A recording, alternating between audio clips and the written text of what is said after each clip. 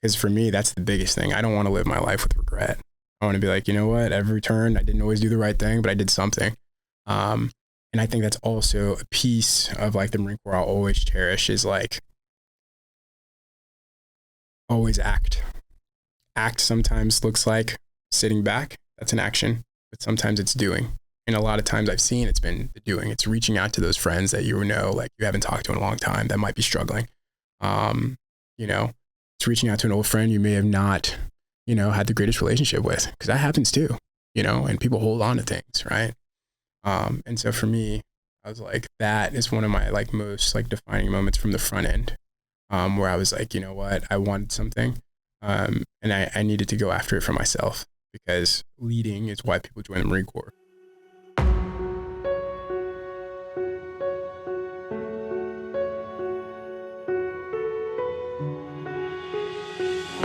This episode is brought to you by Trident Coffee, the veteran-owned brand where every sip inspires you to live life full steam ahead. I've been drinking their coffees for a while now, and I'm glad to partner with a company whose products I use. At Trident, they're more than just coffee. They're storytellers. Crafted by veterans, their instant cold brew is perfect for those who serve, those who have served, and anyone who values wellness. Featuring natural ingredients like organic mushrooms, adaptogens, and nootropics, it's more than just a morning pick-me-up. It's your new wellness ritual. Enjoy it at home or on the go, wherever your day takes you. Trident Coffee isn't just about great tasting coffee. It's about empowering you to be the healthiest version of yourself, because great veterans make great citizens. Try their instant cold brew today, along with many other coffee products, and taste the freedom of wellness. Remember, when you choose Trident, you're not just choosing coffee, you're choosing a path of connection through health and wellness. Head on over to tridentcoffee.com and use the promo code TDP15 for 15% off your order. Again, that's TDP15 for 15% off your order. This episode is brought to you by Soflete, a tactical fitness company founded by special operations soldiers. Soflete is dedicated to helping you achieve a healthy lifestyle. From expertly crafted training programs to high-quality proteins, pre-workouts, and sleep and recovery supplements, they've got everything you need to power through your day. Soflete also has a full line of clothing. They have you covered from shorts to cold weather gear. Embracing the motto, Die Living, Soflete inspires us all to embrace life with vigor and resilience. So take the first step towards a healthier you. Visit soflete.com, that's SOFLETE.com, and use the promo code TDP20 to get 20% off your order. Again, that's TDP20 for 20% off your order. I'm joined this time by an active duty Marine Corps captain. He's on the cusp of his own transition out after serving almost 8 years in the military. He wanted to be a pilot growing up, but then a medical diagnosis caused him to pivot, and he opted for communications. He's been at Camp Pendleton for the last couple of years, and he's been laying the foundation for his post-military career. He's choosing to get out because it's what's best for his family. What he wants to do next is acting and modeling. And he's already had the opportunity to act in 3 movies. They just haven't been released yet. I hope you enjoy this conversation, so let's get into it. Here's episode 156 with Garyth Barnes. Well, you mentioned that you traveled with microphones. So are you getting into the space of content creation as well? So I am. I've done a lot of gym content. I've worked with a few brands. I'm still trying to like figure out like how I want to express like that creativity that I've kind of like been like growing the last 8 years over the last like 8 years of my career that I haven't necessarily been able to explore. And beforehand, like I kind of told you previously, I was married before. I have a 3-year-old son who lives on the East Coast. And so very good looking young man, by the way. So I've seen some of his pictures online. Yeah, he's a special guy. Me and my ex-partner were talking about getting him in jiu-jitsu just because he's going through that 3-year-old. Like, there you go. Hey, what are we going to do with all of this energy? And how are we going to give him some foundational skills that are going to help him, you know, progress, right? There's the discipline in there. There's all of those things that we kind of found as first responders or in the military, and that kind of like that brotherhood, camaraderie situation. So yeah, he's a great kid. Well, let's use your son as a catalyst for this. Let's take you back to you as a young man. Okay. Where'd you grow up? Where's hometown for you? So hometown, I'd say Omaha, Nebraska.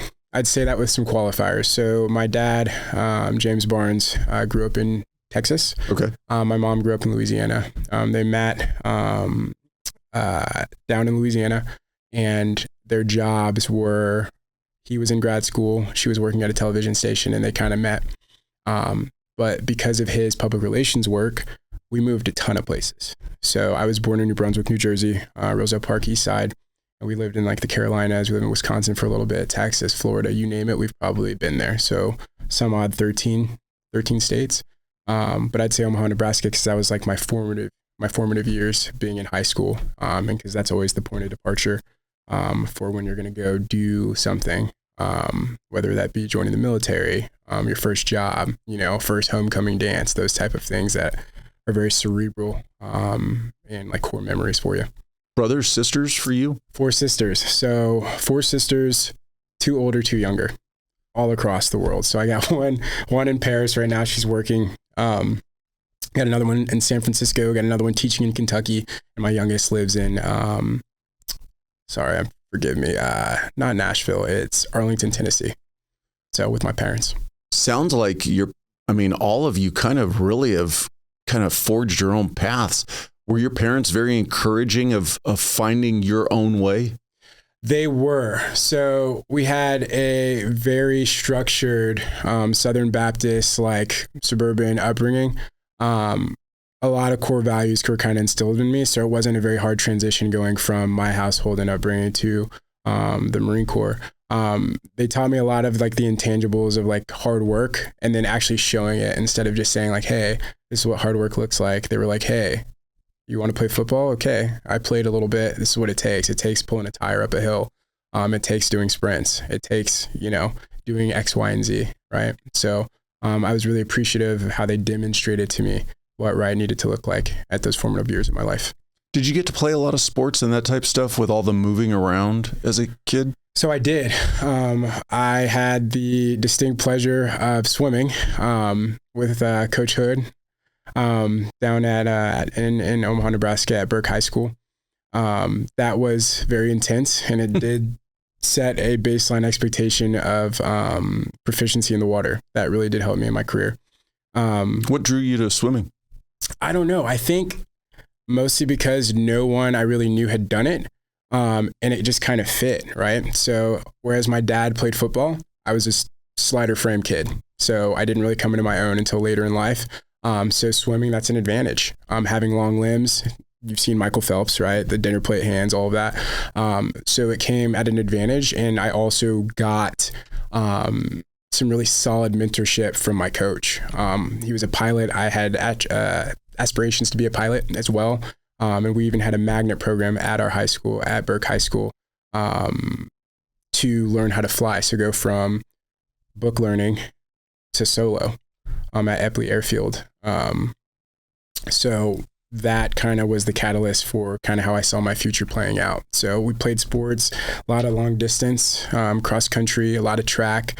The sports which needed me to be a little bit bigger, I just didn't see it happening. And so I was like, well, this is the amount of time I have. I don't know what the future holds, but I can be successful in some other areas. And I know for what I'm going to do, it's going to take some of this endurance.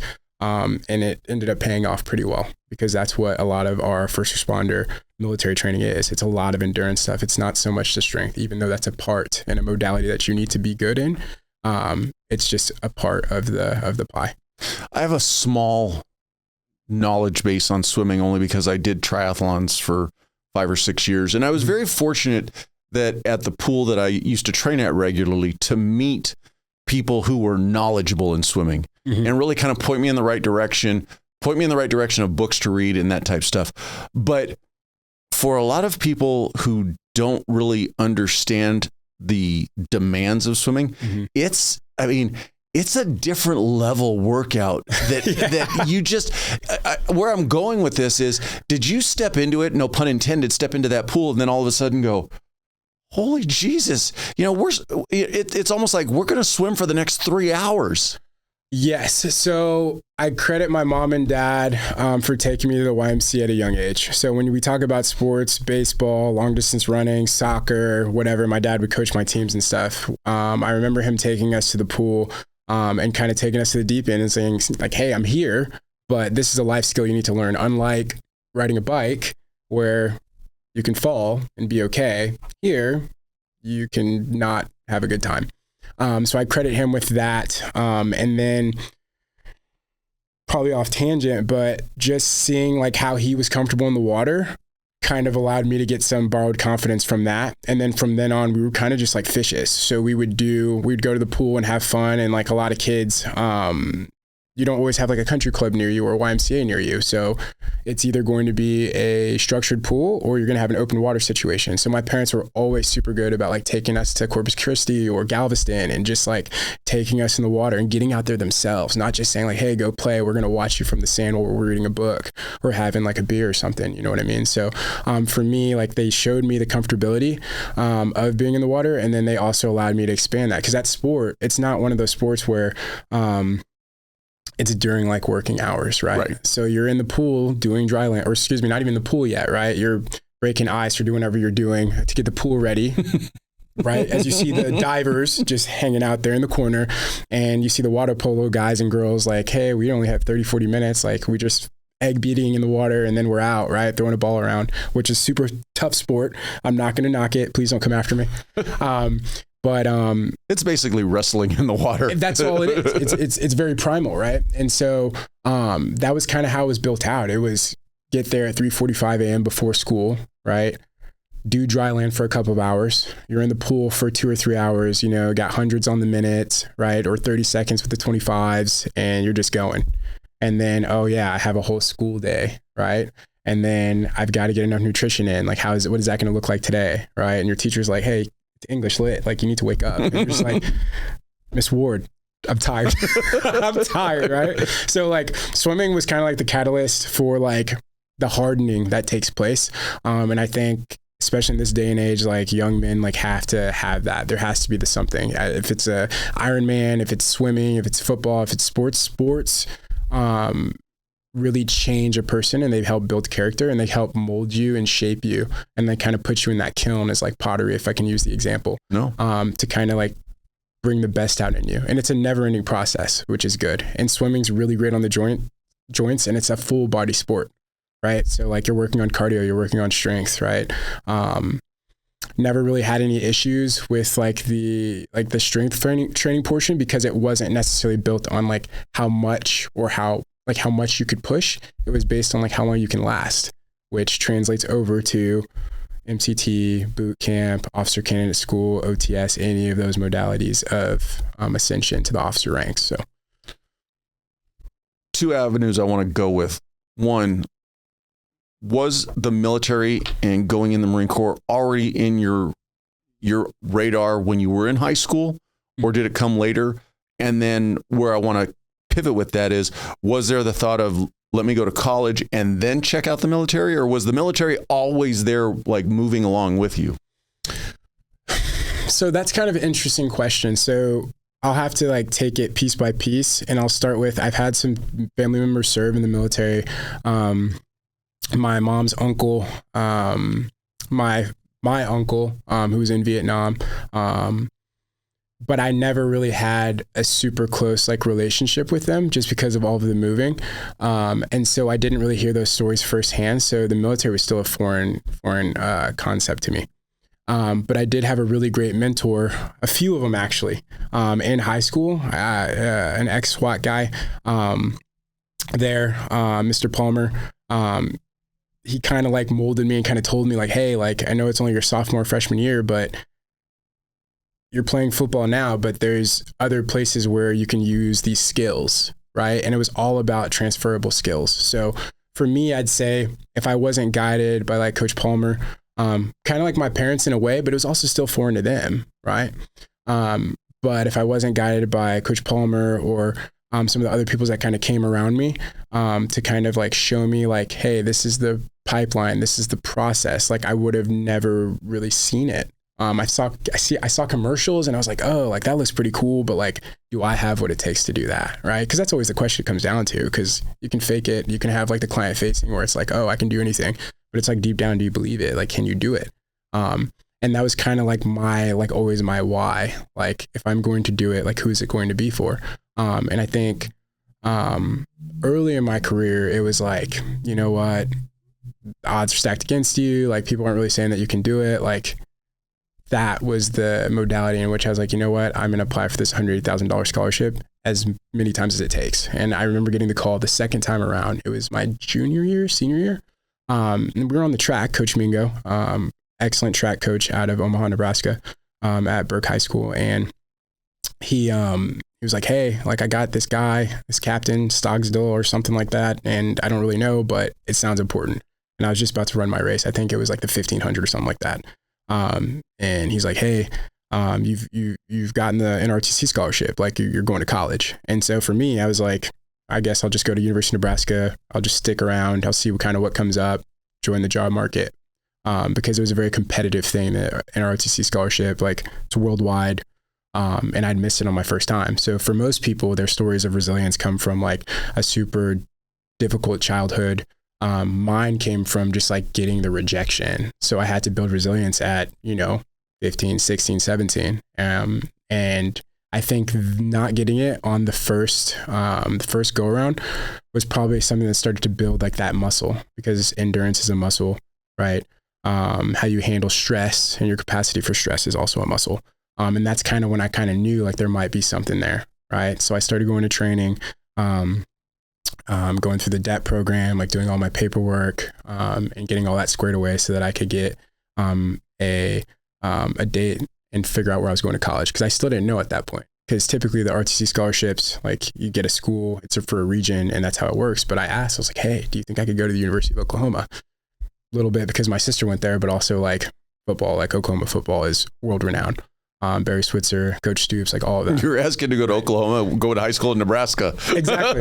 Yeah, enemy territory for sure. And I knew that. And I was like, yeah, there's only one, right? There's only one Oklahoma, like the big red, like that's cool, stick to chewing gum, But yeah, so like I kind of like put my wish list out there, and I didn't really want to go to Kansas, and I kind of wanted to get away. Like I kind of wanted to be tested. Like I think everybody has that moment where they're like, I want to see if I can do this.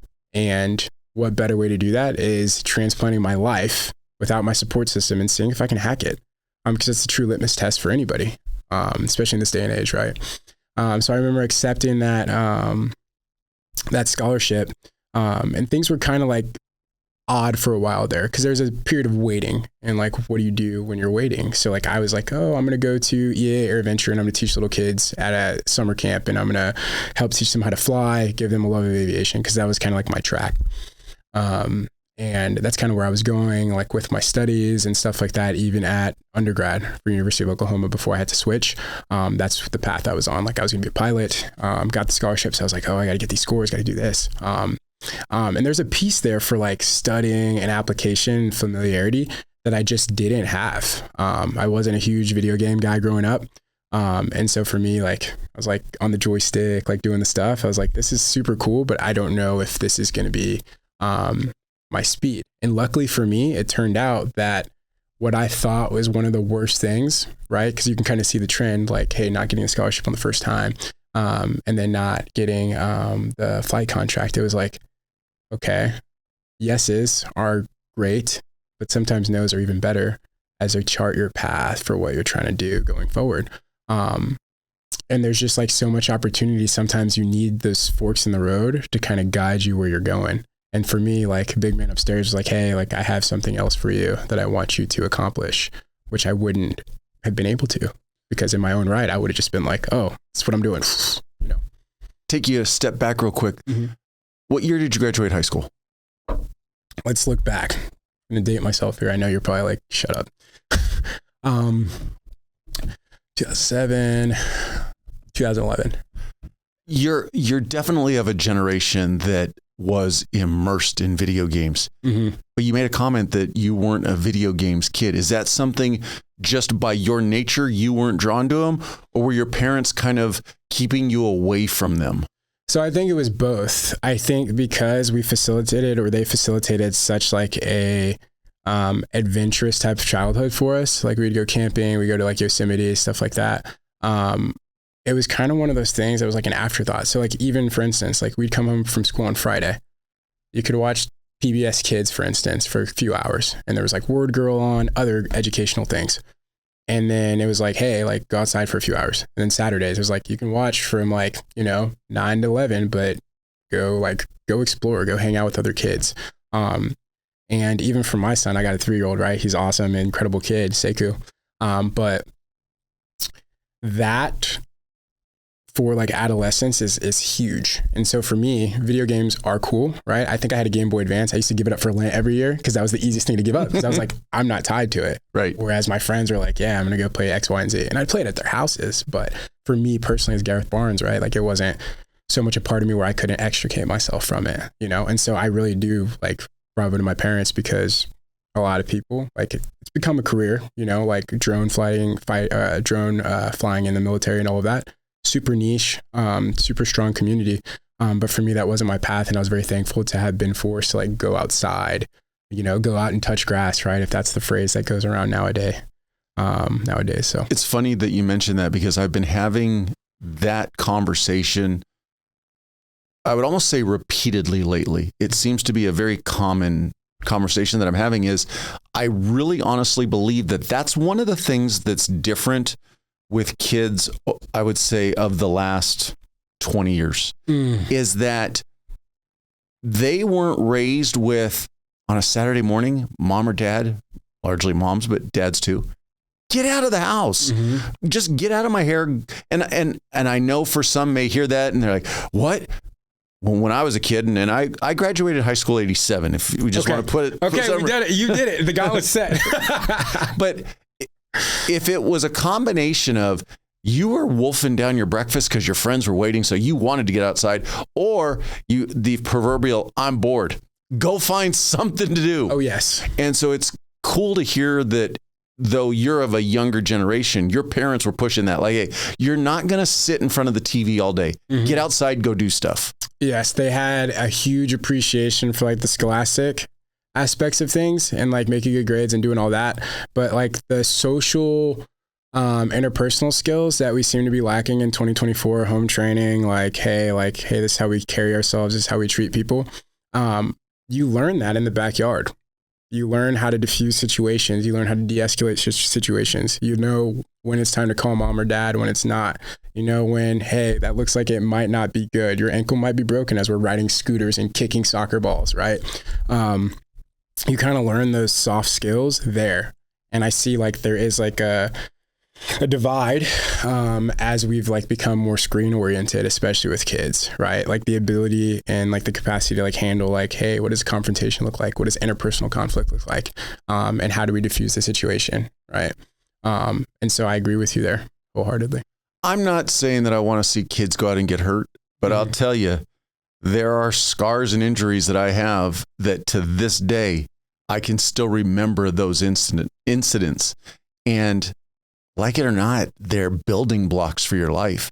And if anything, they teach you, like you mentioned, that resiliency, that facing an adversity and getting through it, maybe not necessarily always running home to mom and dad. How can I work my way through this situation? 100%. I remember there was one time we were in Omaha, Nebraska.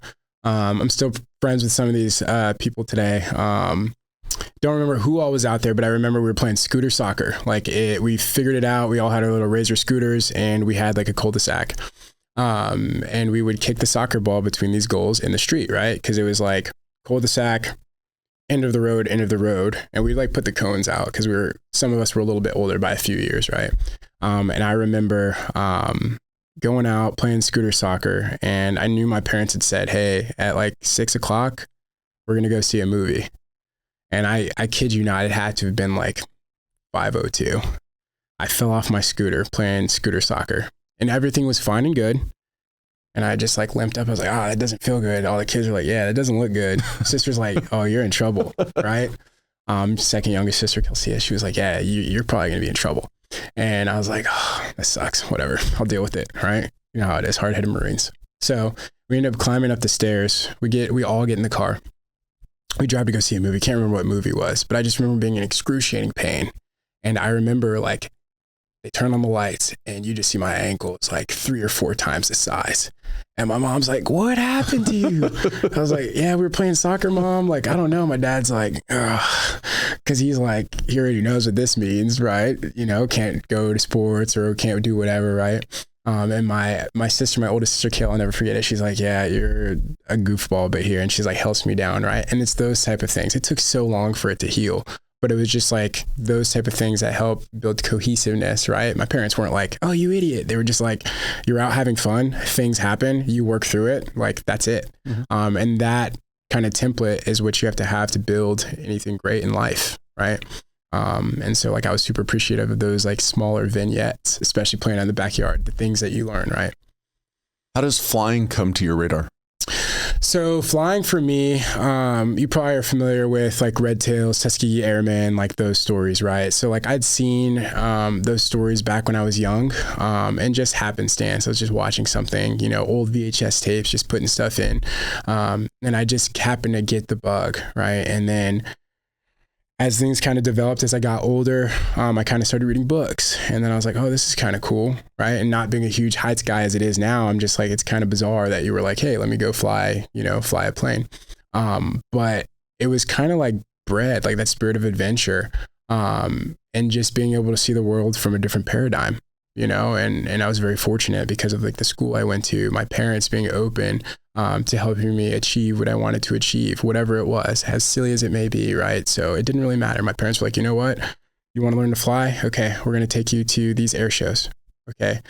If you really want to learn how to fly, we'll talk to these pilots. And I credit some of those guys, like those National Guard pilots, Paul Dorn, I think he flew the A-10, and some of these other guys who were just like, I was like a young kid, and they were just like, hey, like, here's my card. This is my aircraft. This is what it can do. You know, if you're ever interested, I know you're about 10 to 12 years junior, but like, let me know. And stayed in contact with these guys who were kind of just like male figures, like in my life. And everybody needs those. It doesn't just have to be mom and dad. Like I truly believe it takes a village. So I really appreciated like that type of bond. And then it kind of just grew from there. And then as I got older, I realized like where my skill sets lied and just reality, because you have to have a taste of reality when you have like your dreams and like being in the clouds. You have to have like a taste of reality, which is like, hey, if you want to do this as a warfighting function, like you need to be aware of like what you're asking for. And then you have to be up to the task. And I just fell short. If we're being frank, I fell short. And that was a huge blow to me, because it's something that I'd put like kind of all my eggs in. And I was like, you know what, I'm going to do this. I'm gonna be a fighter pilot, jet pilot, do all this stuff. And then kind of like when I realized like the letters on the wall and stuff like that, I was like, this kind of sucks. Like, what am I going to do? Like, how am I going to pivot to make all the things that I've learned carry forth into the next thing that I do? And so I was very fortunate to kind of find like the communications field and stuff like that. What was the struggle for you when it actually came to application? So I think, I can't remember, but I think I've missed like 1 or 2 points on like the joystick portion. So like the spatial stuff was just not there for me. And not like to try to say like, oh, like it was the test or anything. Like, no, I just wasn't prepared for it. And I think there's a piece there. There's like a nugget there. Like if you want to do something, you have to be prepared. And that takes time that's outside of like the regular time, right? Unless you're like a savant, which I was not. That took going to the simulator, that took doing a bunch of things, right? And there's also a maturity piece, right? Like it's very, I applaud people who out the gate can be like, hey, I'm going to do this. And they just do it straight up. That's a huge piece of it. Is you can have the dream to want to get there, but if opportunities are put in front of you that you just don't take advantage of, to make sure that you're the best prepared, that you hit the nail on the head when you say that's a maturity level. That is right. And there's a lot of time, resources, and training that go into teaching our pilots to do what they do. And they're the best. His pilots are the best, right? Marine Corps, Air Force, Navy, whatever have you, Army, like they're the best at what they do. And we've demonstrated that over the last, 240 years of being in the business of warfighting. So I was proud and glad to have like gone through kind of like the pipeline to study and do all the things, because it did parallel me for other things that I wanted to do. So it just became another like feather in the cap when it came to studying, buckling down, because I could always draw back on those like late nights studying like the FAR aim and like all of that stuff. And although that didn't come to fruition for me, it's not like I wasn't able to help people at like summer camp at EA Air Venture with Scott Cameron and the team there, or some of the other kids that like I helped foster the love of flight who are now pilots, airline pilots and stuff like that. Right. So maybe I think, what is it? Thanos says, like, I lead others to a treasure I cannot possess. Sometimes that's what it is. Sometimes you are just the supporting actor to someone else's story. And that's not a bad thing. I think a lot of people are like, oh, like I have to be, the number one guy or just like the head person. Like you don't always. Sometimes that piece of humility is what's going to take you to the next place. Well, and it's a key piece too, when you think about, okay, so you had dreams of potentially being a pilot and flying. They didn't come true. But like you said, what is going to be that ripple effect for everybody that you come in contact with afterwards of, are you positive about flying and what it takes to become a pilot and from a military aspect or even a civilian aspect, or are you going to be negative about it? And the thing is, what impact is it going to have on that young boy or that young girl who, for whatever reason, they come in contact with you? Is it going to send them left or is it going to send them right? It didn't work for you, but that doesn't mean that you then have to, I'm not saying you're guaranteed to impact there from a negative standpoint, but why even put that in the mix? Exactly. So like, I think life has a way of kind of humbling us. And I don't necessarily have to be the person to do that. Like whatever faith you believe in, I've kind of expounded upon what I believe, but like, I don't have to be the harbinger of doom. Like if you want to do something, I'm going to do, and this is friends, family, anybody, like I'm going to do whatever I can to make sure you're successful at whatever your dream is. And so I don't have to say like, oh, well, I wasn't able to do X, Y, and Z, because it's not germane to the conversation. Like if you tell me you want to be a pilot, hey, I have some old FAR-AIM books. I know some pilots now. Like you want to do some walkthroughs, you want to go to Miramar Air Show, I will do whatever it takes. It doesn't matter to me. I will pull out all stops, text anybody in my contacts list, my Rolodex, like whatever my network is, it's for you to make sure you get where you want to get. And if it changes, that's fine too, right? If you need to pivot, that's fine too. And I think sometimes we're so married to our ideal life as we do our 5, 10, 15, 20 year plans that there's no room for branches and sequels and deviations. And that's why you see like people spiral out of control, or like people are just like, yeah, I couldn't get that one thing. And now I'm just, doing X, Y, and Z, trying to make ends meet, right? It's the resilience piece. It always comes back to that. When your path was set on the military, that at whatever age where you knew it's all right, military is in my future, what was mom and dad's response? Were they supportive of you going in the military? So I would say supportive, right? Because they're huge patriots. But I would say very nervous and skeptical. That's like not a life that they've lived or really seen very closely. I remember my dad just kept asking me like, are you sure this is what you want to do? Because like when we're younger, right, and we don't have like the experience, right, or the exposure to know. We think we know everything. Yeah, we think because we watched a couple of YouTube videos, oh, I'm going to be a SEAL. That's not how it works, bud. All puns intended. But like, it's just, they just wanted to make sure that I knew that I was committing to something. And with commitment came a very large monetary like delta if I did not succeed. Right. And so that was kind of like the underpinnings of like, hey, I have to make this work, and not just make it work, but I have to do things that are commensurate with making it an honorable service that I can walk away and say, hey, I did everything I could. I learned from all the mistakes that I had, and I helped as many people as I could. So suffice it to say, yeah, they felt very proud. Like I have some photos and stuff I can share with you, but they felt very proud, but they were very like, because it's, you see it on the news all the time. You see, oh, this mishap, or, hey, we're going into XYZ country, Well, you came out of high school in 2011. We were basically all we'd seen probably for at least 5 to 6 years prior to that was the amount of war and battle that our troops were involved in. As a parent, you want to be supportive, but I have a saying that it's one thing to love your country and be willing to die for it. It's another thing to send your children off to die for it. That's the part. And so from a parent's perspective, you want to be supportive of your children. If their desire is to go towards the military, you want to encourage that. But at the same time, that loud screaming voice in the back of your head saying, no, don't go, is probably very common for most parents. It is. And being now a parent, and you and I kind of share that, like that bond, like I can definitely like commiserate with that. Like, hey, like looking at my young 3-year-old son, like doing some of the things that I had to do.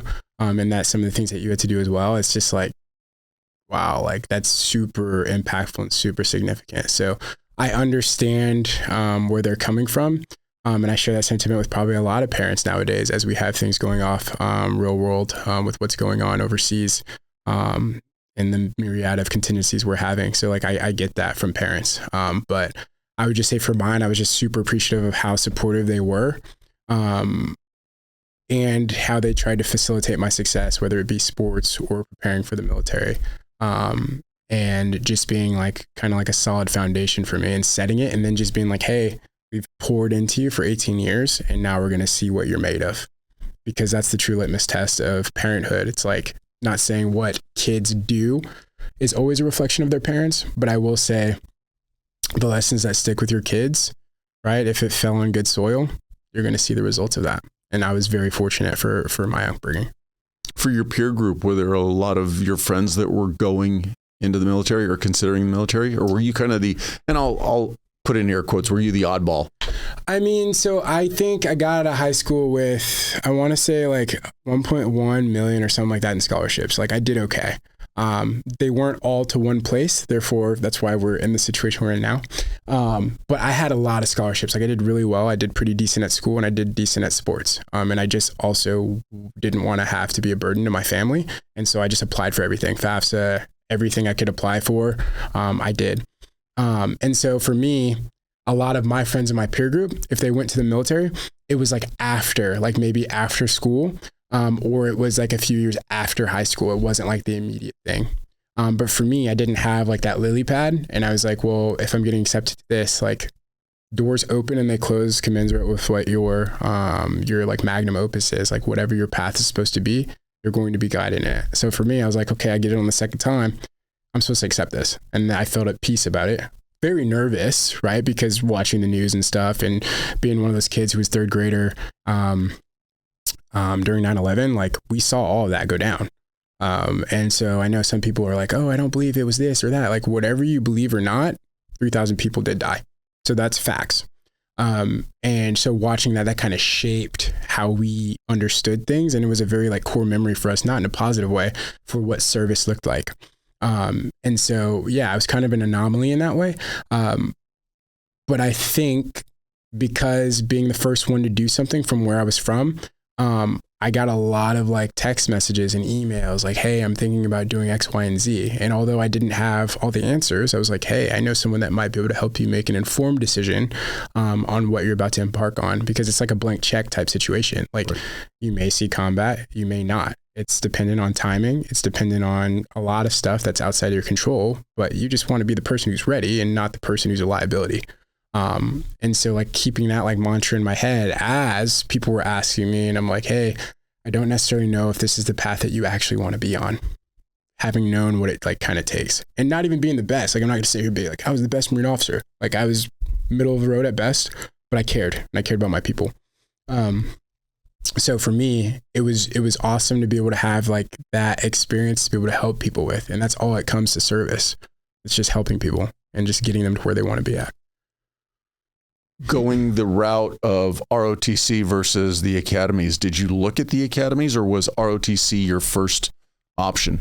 So I did. So maybe his name was Colonel Rakel, but he was at the Air Force Academy.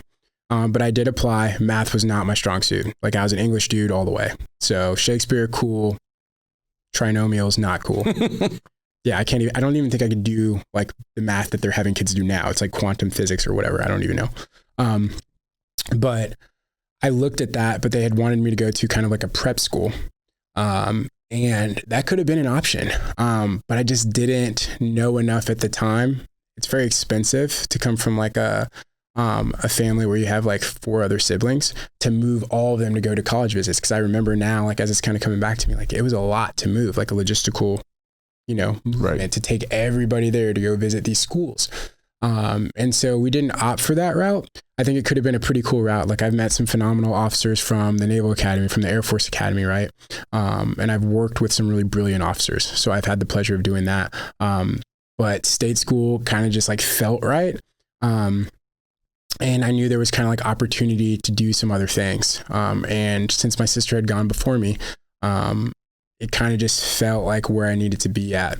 And I learned a lot there doing the ROTC program there with Major Winfrey and Staff Sergeant Palacios. Very difficult, grueling years of my life, but I learned a lot about myself, organizational structure, and how to adapt and overcome, which is kind of like the mantra for the Marines as you've heard it.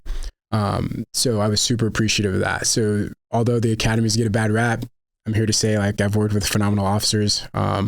And if it had been a path that was open for me that I could have like made a move on, I might have done that. But it was just ROTC, getting the scholarship, go to Oklahoma. Cause it was either that or Kansas or Nebraska. And I was like, I'm already an oddball. Like, I can't do that. Like, I'm going to be a Sooner and that's it, since like junior year. Right. Cause I was like, how am I going to get there? And then kind of the opportunity came out. Silly question. Going back to your peer group, are there a lot of kids coming out of Nebraska going down to Oklahoma? So it's kind of a love-hate, right? So we had our rivalry back in the 70s and 80s, similar to what OU Texas is now, but not so many. I was the oddball. I still remember the 2007 Tostitos Bowl versus that school, the blue school. Yeah, that school that shall not be named. I boycotted potatoes for a year. I think it's Boise State. Disgusting. Anyways, I was hazed a lot for that. Being the only guy who wanted to be a Sooner.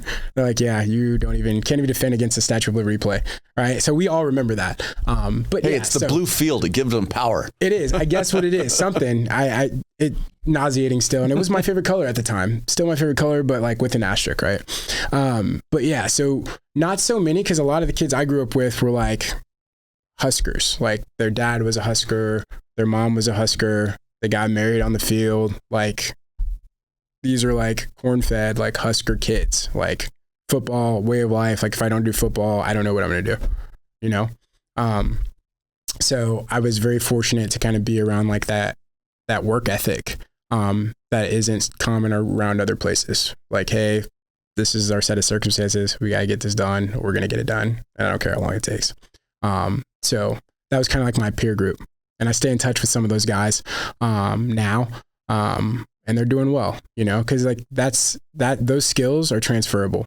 They don't leave. Like hard work is a currency that you use anywhere. It's always good, So I was very fortunate to work out and work around like some very strong people, male, female, whatever, like some really good, solid, good life people. So how'd you settle on the Marine Corps? So I settled basically on the scholarship. So you had a choice between ROTC being like a naval option and then a Marine option. And then honestly, like, this is going to sound super cliche, but I was like, what's going to be the toughest? Because like, for me, I was like, I'm not just going here to just be like, hey, I'm going to go do this 9 to 5. I was like, what is going to change me? And it does. What is going to like kind of put me through the fire in those respects. Right. And so I just was like, I'm going to get really good at this, or I'm going to like learn a lot trying. And that was kind of my mentality throughout like the whole continuum up through high school, getting the scholarship, through the ROTC program, and then actually matriculating through OCC and then beyond. Junior ROTC at high school? So yes and no. So I was a part of like the air pistol team. But I wasn't going to like the regular like drills and stuff. But I did do the air pistol team for a while. But I think with my 0 period and like the flying, I think there was like some conflicts. And then probably also like, if that wasn't my memory serving me correctly, then probably getting up at like 4:30 after doing swim season, I probably was just like, yeah, no, So once you're in college and in the ROTC program, how are you taking to that, the structure, the rigidity, all of the formality of the military starting to have a bearing on your life? So not super well. So during that time when I first got there, we didn't have in-state tuition. So coming from a huge family and not having like the necessary like funding capability to do the out-of-state thing made it very tough. So like I had to find work like ASAP. Like I had to work at a couple of different spots to try to make sure I could maintain doing the ROTC thing, and then also defraying some of the costs from being out of state, because it's very expensive. And I remember working at like kind of like our chow hall. It was called Kate. And then I was working out in town at a Mexican restaurant. So kind of trying to balance life with that. No point did you think, okay, let me just pivot off of a college career and just go straight enlisted? So I think that came across my mind, but I also understood like, hey, if they gave me money to go and do this thing, like A, I said I was going to do it. And then B, I don't know what that future looks like. Like the future I know is just gritting and grinding and getting through it. Like that's what I know I need to do. And that's like kind of how I can move forward. Like, hey, have to do these things, have to do these key billets, have to perform. And like, that's what I'm going to have to do. Because the great question mark in the sky and the unknown, I didn't know what type of burden that it was going to put on my family. And that was like my biggest thing, because like putting 4 kids through college, or 4 kids through college, right? Like that's a feat. Like having, my dad got his undergrad and his master's degree. My mom got her undergrad, right? And then the rest of us going, like, I was like, I don't want to be the person, and plus I'm the only son. So there's obligation with that. And I think a lot of people might take like umbrage with it, but like I relished it. I was like, you know what? I got 4 sisters, right? I'm going to do what my dad did. I'm going to provide. I'm going to do what I need to do. So that's the kind of mentality I took to it. And like, no matter how hard it got, like, I was like, I have to do this. And like inside, I kind of knew like I was always going to be okay. I just didn't know what that path was going to look like.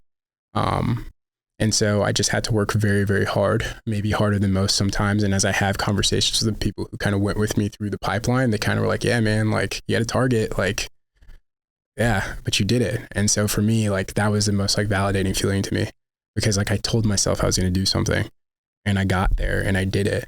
Right. And I think it would mean so much less had I not gone through the types of things that I went through to achieve that. And then the follow-on things, because it's not like once you get to the objective, you're done. Right. It's what's after. I just saw Land of Bad a couple of, week before last. And at every turn, there was so many parallels that I was kind of like drawing as I was like mentally preparing for this podcast. And I was like, at every turn, like everything that's supposed to work out, you have this structure, right? You have the scholarship, and all you have to do is X, Y, and Z. And then, you get hurt, you got to leave, right? Your dad gets sick, you have to go home. These like little impediments that kind of put you in the pressure cooker. And like, how do you handle that?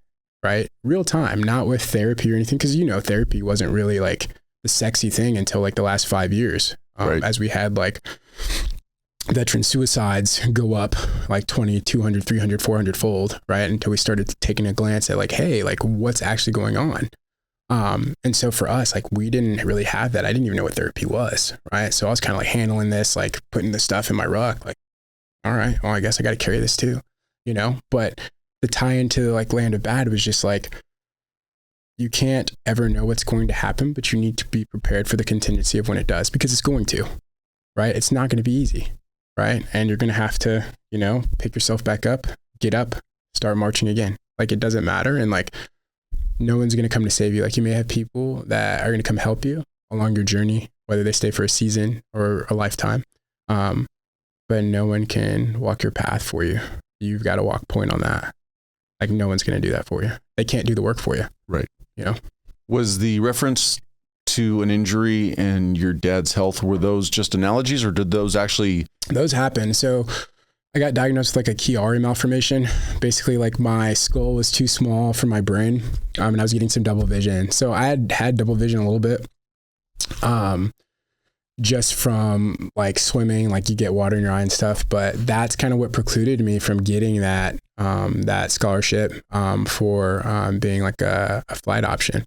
And luckily they caught it, which is great, right? But that kind of moved me from being like an air contract or potential air contract to ground. And I wouldn't have had the career that I've had if that hadn't happened. Right. And so like at every turn that things could have been like the end for me in like my military career, for some reason, some way, God was like, hey, I have another plan for you.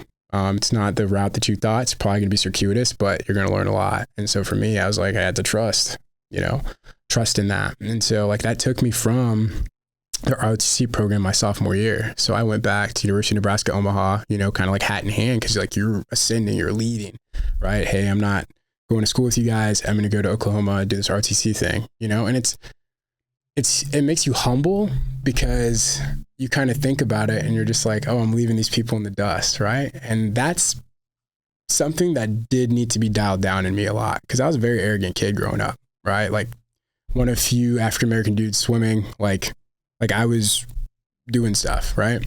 And so for me, like I needed to be humbled a bit so that I could go through kind of the kiln that I was about to go through. And so like that kind of like Chiari malformation thing getting figured out, losing my scholarship and having to fight for it back when I had already lost it before. So it was like, man, like we already did this, I thought, right?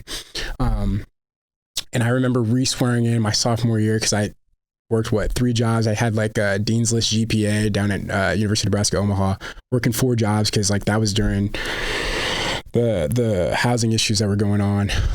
And so I just remember that being like a blur of just super grueling hard work, and just kind of being embarrassed, and then also kind of growing out of that and just being like, I mean, life happens and you adapt. And like, if you don't, then you're just going to do the thing that maybe some people thought that you were going to do and only get to a certain level in life.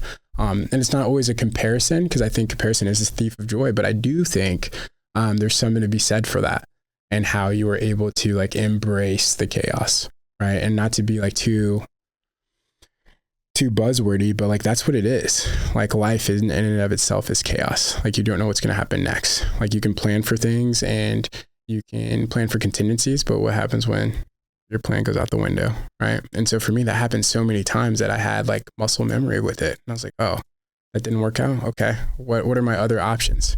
Right? Because you always have options. So I was very fortunate for some of those early setbacks, so that when the bigger ones came, it was like, okay, I've seen this before. This is where I should have done better, and I knew better. So am I going to know better and do better this time? That's it. That was the lesson, right? And I think there's a what is that quote? It's a quote that basically just talks about, you're going to see the same patterns until you decide to break them. And with resilience, you're going to keep getting put in situations that are going to test your mettle and make you resilient until you break it, until you say, I'm going to do something that's different, right? And then you go to the next challenge, because that's what it is. But yeah, hopefully that answered kind of like where you're at. You said something very interesting, because you've painted a picture of a young man who was raised, it sounds like, to have very good values, a very strong family connection. Mm-hmm. But then you just mentioned that you were a very arrogant young man. Where does the arrogance come from? And what was the final catalyst that kind of broke that arrogance? I think it came from just like, I don't know, like I always had gotten along with people.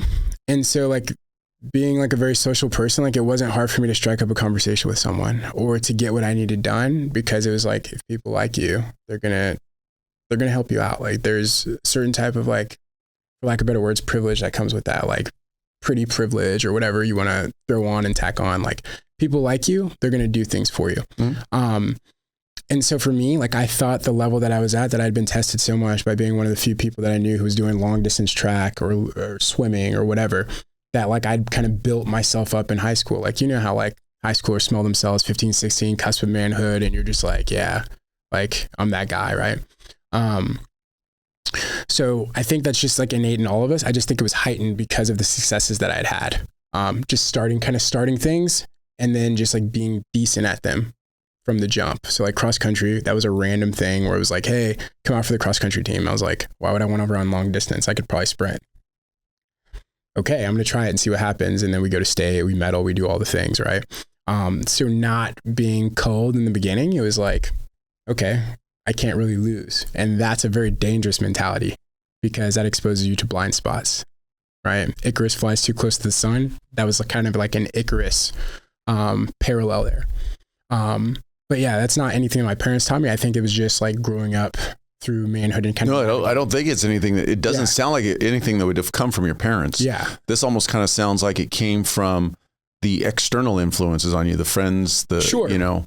Yeah. So like I've had friends like go and be like really like successful people in business, acting, like a lot of friends like that. And I think also for me, like that brotherhood from where I was kind of like raised, like we always push each other to be better. And so there is kind of a moxie that comes with that. Right. And so for me, like I didn't always use it in the right way.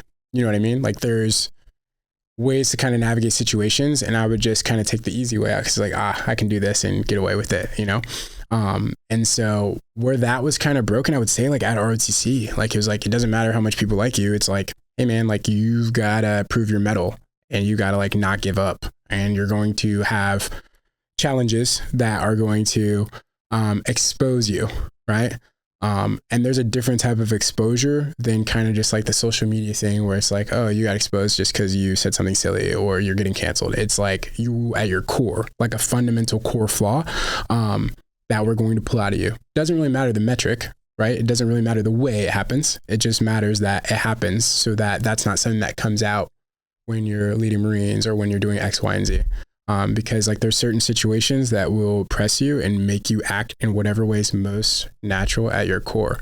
And if that's not a solid foundation in core, it's just like having a diamond with kind of a blemish on it. You got to buff it out. And so that's kind of how I thought of that when you asked me that question. You pivoted in basically your sophomore year from a flight path or a flight contract. And what drove you to communications? So that was a little further on. That was at like TBS, the basic school, the 6-month school where you go and learn how to be a provisional rifle platoon commander. And I kind of had like thought about doing like humans or communications or something like that. Can't remember exactly what happened. It's probably a story for another time, but basically there's slots and you get bottom to second and like or first, second, and third tier. I was third tier. Like when we talk about like failure to adapt, that was me to a T. Like first time I went to OCS, failure to adapt. Like it was not easy to me because I think some of those lessons that I should have learned growing up about like character flaws, such as like arrogance and stuff like that, like lessons were learned, but it's kind of like when you try to close a door and it's not fully aligned. It closes, but is it shut? It was a common motif, right? Because like it was always like somebody else's problem or someone else's fault. And sure, maybe in those situations it was, but was there a lesson for me in that? There was always a lesson. There was always a, hey. But were you receiving the lesson? That's it. That was it. Probably not. No, I wasn't. Because I was like, well, okay, if this person could do X, Y, and Z, that means I could do it. But that shouldn't even have been like the mental like calculus. It should have been like, hey, I'm here to learn a lesson. I'm here to execute these. Pull the mic. You're coming a little bit over the top of the mic, right? So no, my bad. But there is a lesson that I probably wasn't getting. And there's like a certain stubbornness and a certain tenacity and a certain pugnaciousness that you need to have as like a Marine, especially a Marine officer. But if that's not emoted in the right way, that can be super toxic and dangerous, as we've seen in case studies, you know, all the case studies that we've seen of, hey, we're going to push even though we probably shouldn't based on X, Y, and Z metric. You know what I'm saying?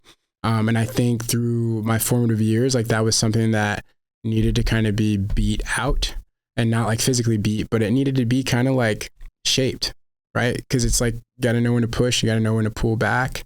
And I just didn't have that. It was like, oh, go, you know? So yeah. Not having gone through an ROTC program, I'm going to probably destroy this, but the Marine Corps that you experienced in ROTC while you were at Oklahoma, and as opposed to when you actually got to TBS and now you're in the real Marine Corps, that still had to be an eye opener for you. They were leagues different. I think because of like, for lack of better words, the crucible that I went through at Oklahoma, I was prepared in ways for how difficult that things could be. Like that was my threshold, right? Understanding like the gravity of situations as you go to kind of like the intermediary between being in the fleet and having just come through kind of like a training pipeline. That was an eye opener from like the events that you had to do, to kind of like the evaluation structure that there was, and then all the things in between. It's out in Virginia, and as you know, Virginia weather can be super capricious. So it could be, 70 and then tomorrow be snowing. We experienced some of those, some of those changes in weather. And when we talk about exposing weaknesses and exposing things, the elements can expose a lot. It can expose a lot in just like your mental toughness, your physical toughness, right? And it's a very good training package for 6 months, because anybody can fake anything for a few weeks. But like once it's month 1, month 2, month 3, month 4, month 5, month 6, you can't keep up the charade the whole time, and when you can't feel your fingers and you're in the defense and it's like 12 feet of snow, who are you then? Are you the same person as 70 degrees? No skivvy shirt with the saw, cleaning the saw with your buddies. Who knows? Right? Did you end up at Quantico at the start of the summer and then went into the winter, or did you get there in the winter and then went into the spring, summer? So let me think back, because now I was in 1 TAC 17 with Captain Ted Rose. I want to say it was probably the winter to the spring. Yeah. Because both my training cycles were in the winter, which is so funny to me because it was like Nebraska. And then I'm like, oh, I'm going to escape. I'm going to go, to the warmer cycles. But each cycle, I think, really shows you who you are, whether it's extreme heat, extreme cold. Like, it's never nice weather in that place. And I think the Marine Corps does a great job of putting us in places where it's never going to be great. It's just not. Because you don't get to choose where you go, and you don't get to choose on the playing field in which you're going to be playing with the enemy or whomever. So yeah, that's kind of when I went, the time frame. And I just remember it being so cold and just like, just having to work through that with people and changing billets and like the dynamics between trying to navigate leadership, peer leadership. Like, it's easy to, hey, go do this because I'm your dad, or hey, go do this because I'm your boss. It's very hard to say, hey, we're peers and I need you to do this. It's like, okay, what leverage do you have? So peer leadership is definitely the most hardest leadership, I think. And that's a place where you learn how to do that. Successfully, sometimes unsuccessfully. But you also learn how to navigate like interpersonal conflict, like team conflict. And what does that look like? Like, what does it mean for followership? You learn that there. And that's an important life skill that transfers everywhere, right? Because leadership isn't always a billet. And like most young lieutenants who are probably maybe watching this, they're going to come to find out in the fleet, some billets are higher than rank. You might have 2 captains, one might be an XO. And then it's like, okay, this is who you default to because that's the billet. And that's kind of a strange nuance, but it's also good because we've learned how to kind of communicate through that through the basic school. When did you graduate TBS? So, man, you were getting me with these dates. Finished up around 2018 timeframe, because then I went to comm school after that, and then subsequently went to Okinawa, Japan. At that point in time, you come into the end of graduation for TBS. Mm-hmm. Are you thinking you're going to make this a career, or are you knowing that you're, I'll say, short time? I think that because of, I guess what was your game plan at that point? So ultimately, like with all of like kind of like the resiliency I built, I was kind of felt like I was prepared for a lot of things. So I didn't want to be someone who said like, oh yeah, I'm going to make 3-star or something like that. But I also was not closed off to the fact that other opportunities might come up. And I think that mentality helped me, because a lot of things that may have been seen as like career like stallers or maybe like not the greatest thing to do, I was afforded an opportunity to go to grad school, for instance, and things like that. If I was so focused on, at least at that time, if I was so focused on just like hitting the wickets to get to where everybody wants to be, I would have missed out on some incredible deployments, some incredible opportunities and stuff like that. And kind kind of having the opportunity to have my son. So I don't know if I can really answer that in any great. What was your minimum commitment at that time? My minimum was 6. I think it was 6 years because of the ROTC time.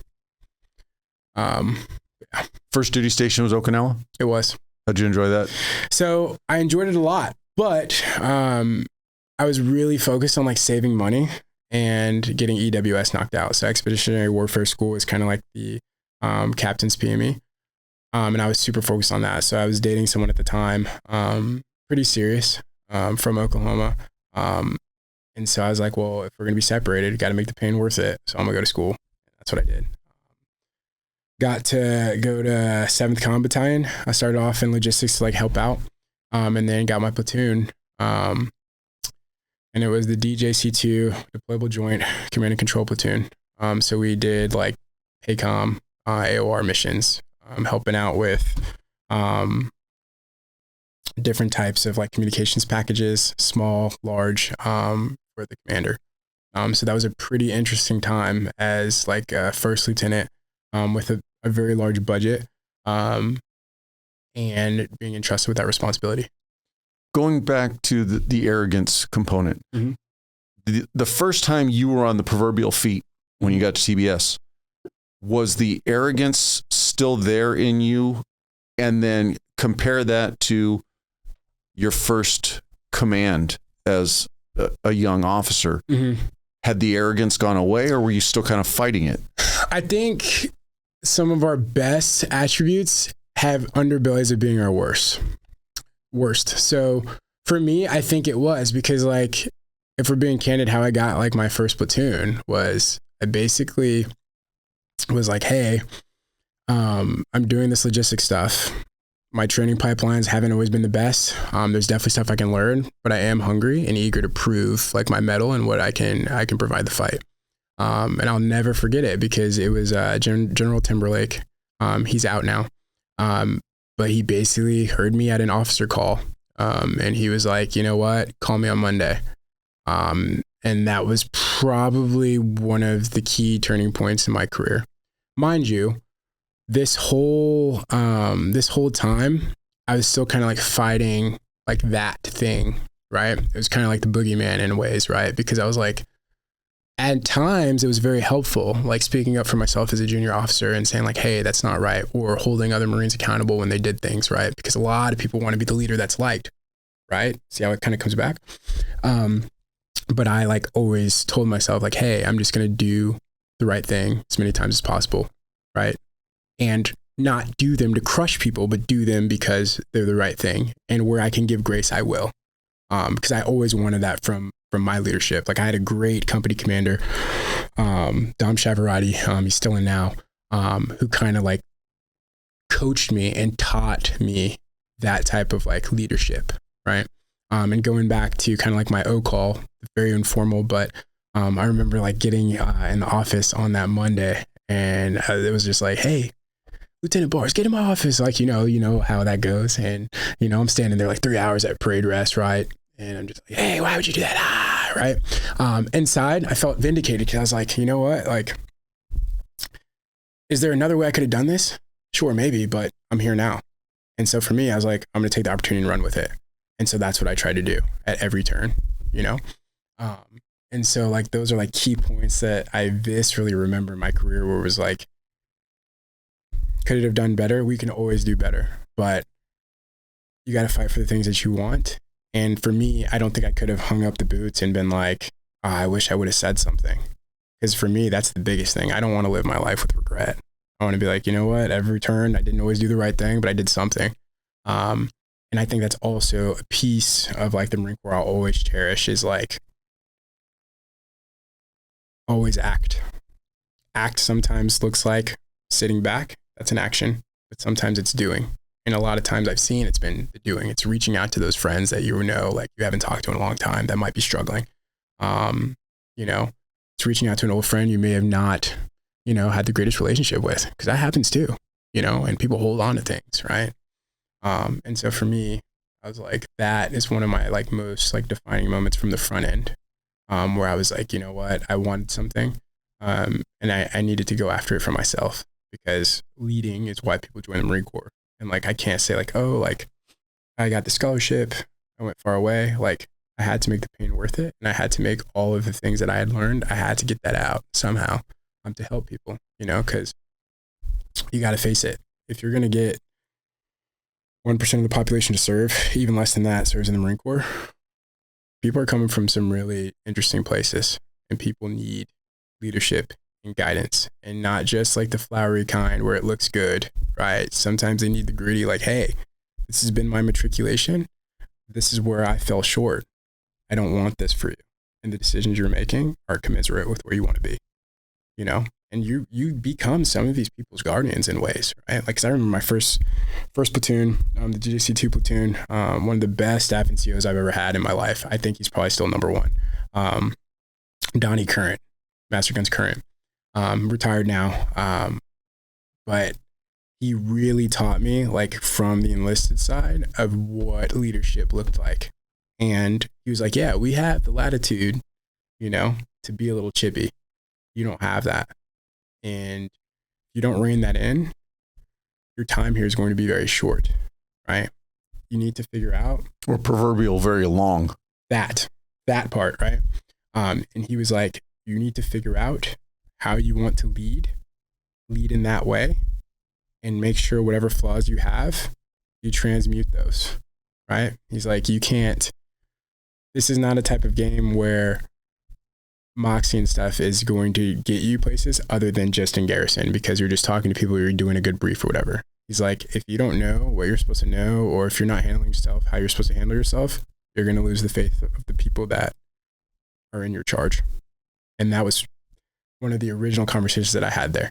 And that stuck with me my entire 8-year career as it comes to a close. And we still stay in contact regularly. But yeah, so those are some of the defining vignettes that I still remember kind of from my time.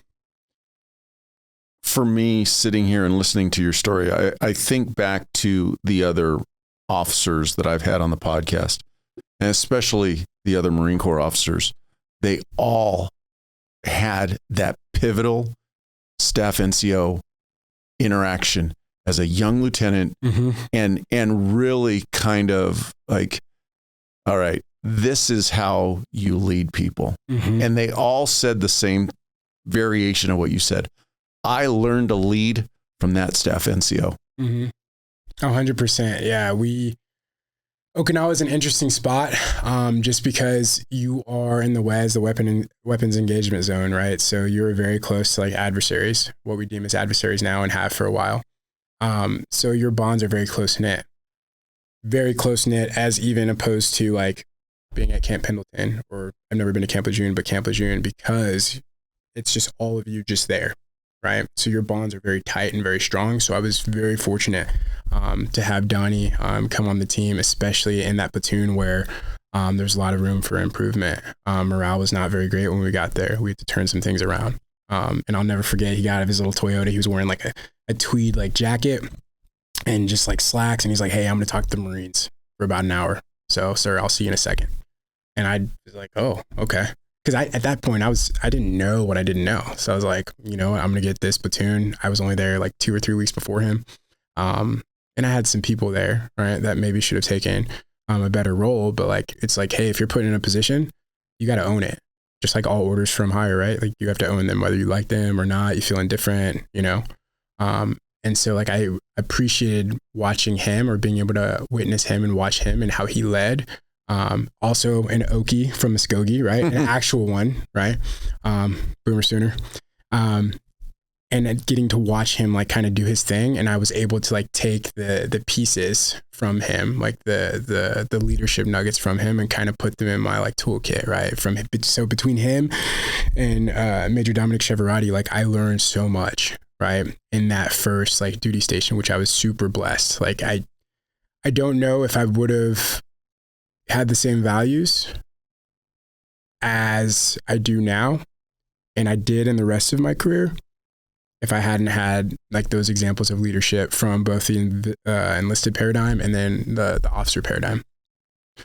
Is that something, and taking you back again to TBS, is that something that's part of the official curriculum, or is that kind of the stuff that you just learn on the side from the DIs running it? Is that grab on to your senior staff NCOs and learn from them?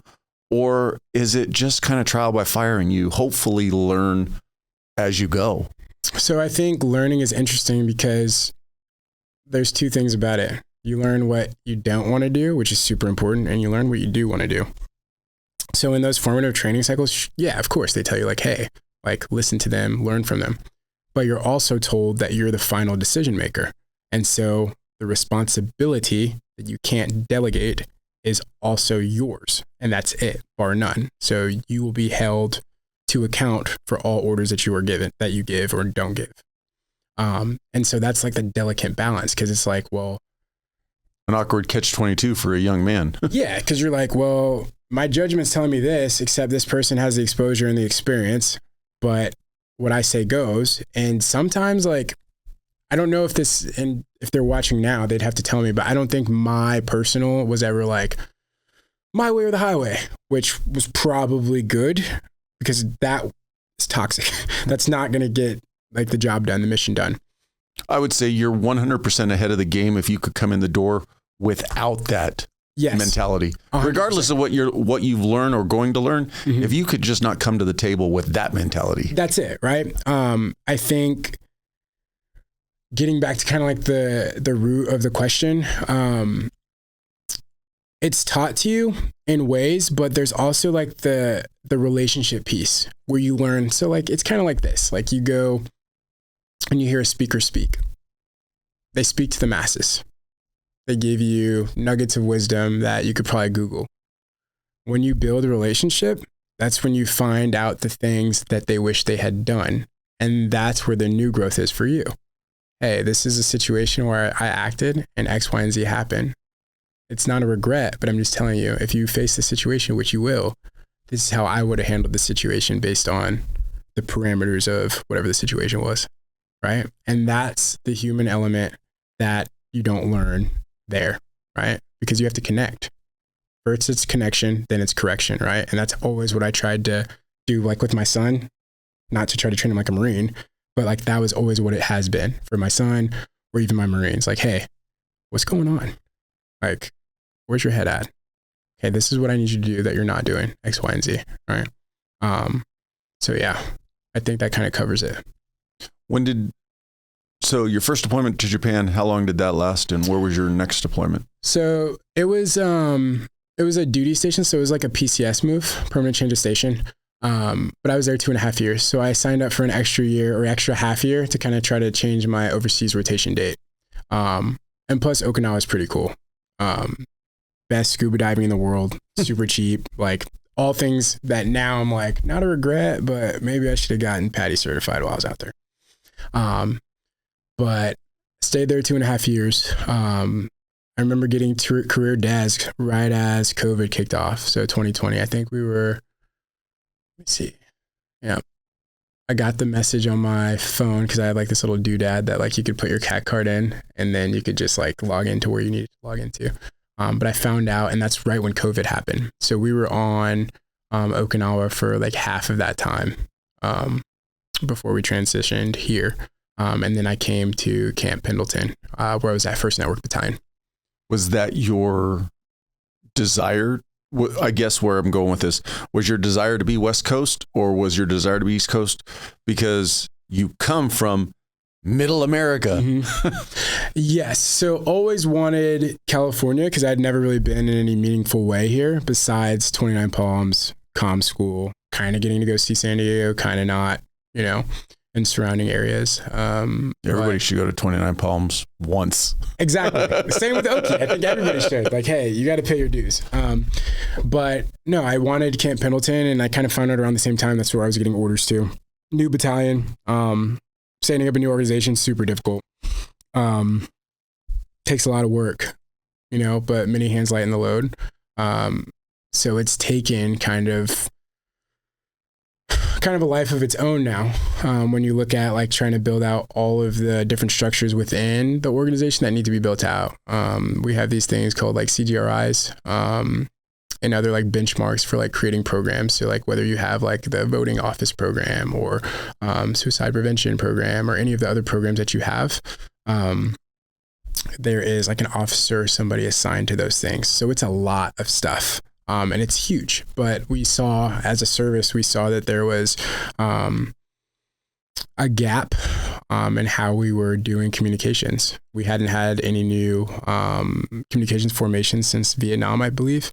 And so there was new things that needed to be stood up. And one of the ideas was the network battalion, which houses like defensive cyber operations and kind of like the cyberspace domain. And then taking some of like the server administrators and pulling some of that structure out of the comm battalions as we try to like form fit what right looks like for the next conflict. And so it was cool to be a part of or be a plank owner of an organization like that as a communications officer, especially. So for me coming here was like a dream come true because it's Camp Pendleton, you know. My ex-partner was happy because she's like, it's Camp Pendleton, and we ended up having her son here in Encinitas. So triple win.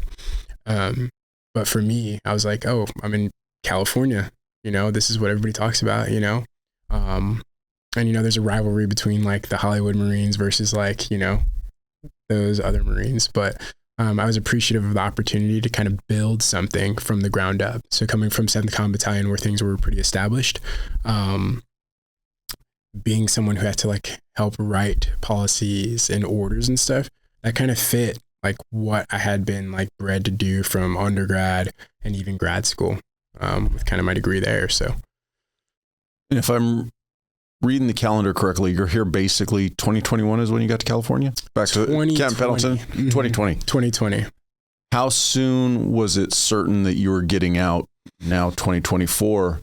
So around the 2022 timeframe, I kind of figured out like had some like personal things go on, and I was like, I don't really see the path to success as clearly now, so I probably need to make some other arrangements. And that's kind of when I realized, right, like kind of navigating like divorce, estranged son because he lives on the East Coast. I was like, what can I do that's going to both like honor my service, but also allow me to be in the places that I need to be in for my family, although it looks different now. And so that's kind of how I stumbled upon acting and modeling. Because when you think about like that arrogance piece, right? I was like, deep down, I kind of knew. I was like, I'm good at a lot of things, but I'm not good at everything. And like kind of once when I thought about that, I was like, what would help build on the skills I have in communications, public speaking, stuff like that, but also terrify the shit out of me? Acting, memorizing lines in front of thousands, millions of people and not messing them up. Sounds easy. Sounds easy, doesn't it? Yeah. I can tell you from my classes and my 2 acting coaches, they're probably like, yeah, dude sucks, but he's getting better. Very difficult because you have to overcome a lot. And depending on the role, you have to overcome even that much more unless you can use it in a structured way. Take it back a step more. Mm-hmm. Where does the desire to stand in front of people and perform come from? So I was an all-state tenor in high school. Conveniently left that part out in your story build-up. You know, Merlin Lemke was my coach. Merlin Lemke, orchestra director, teacher.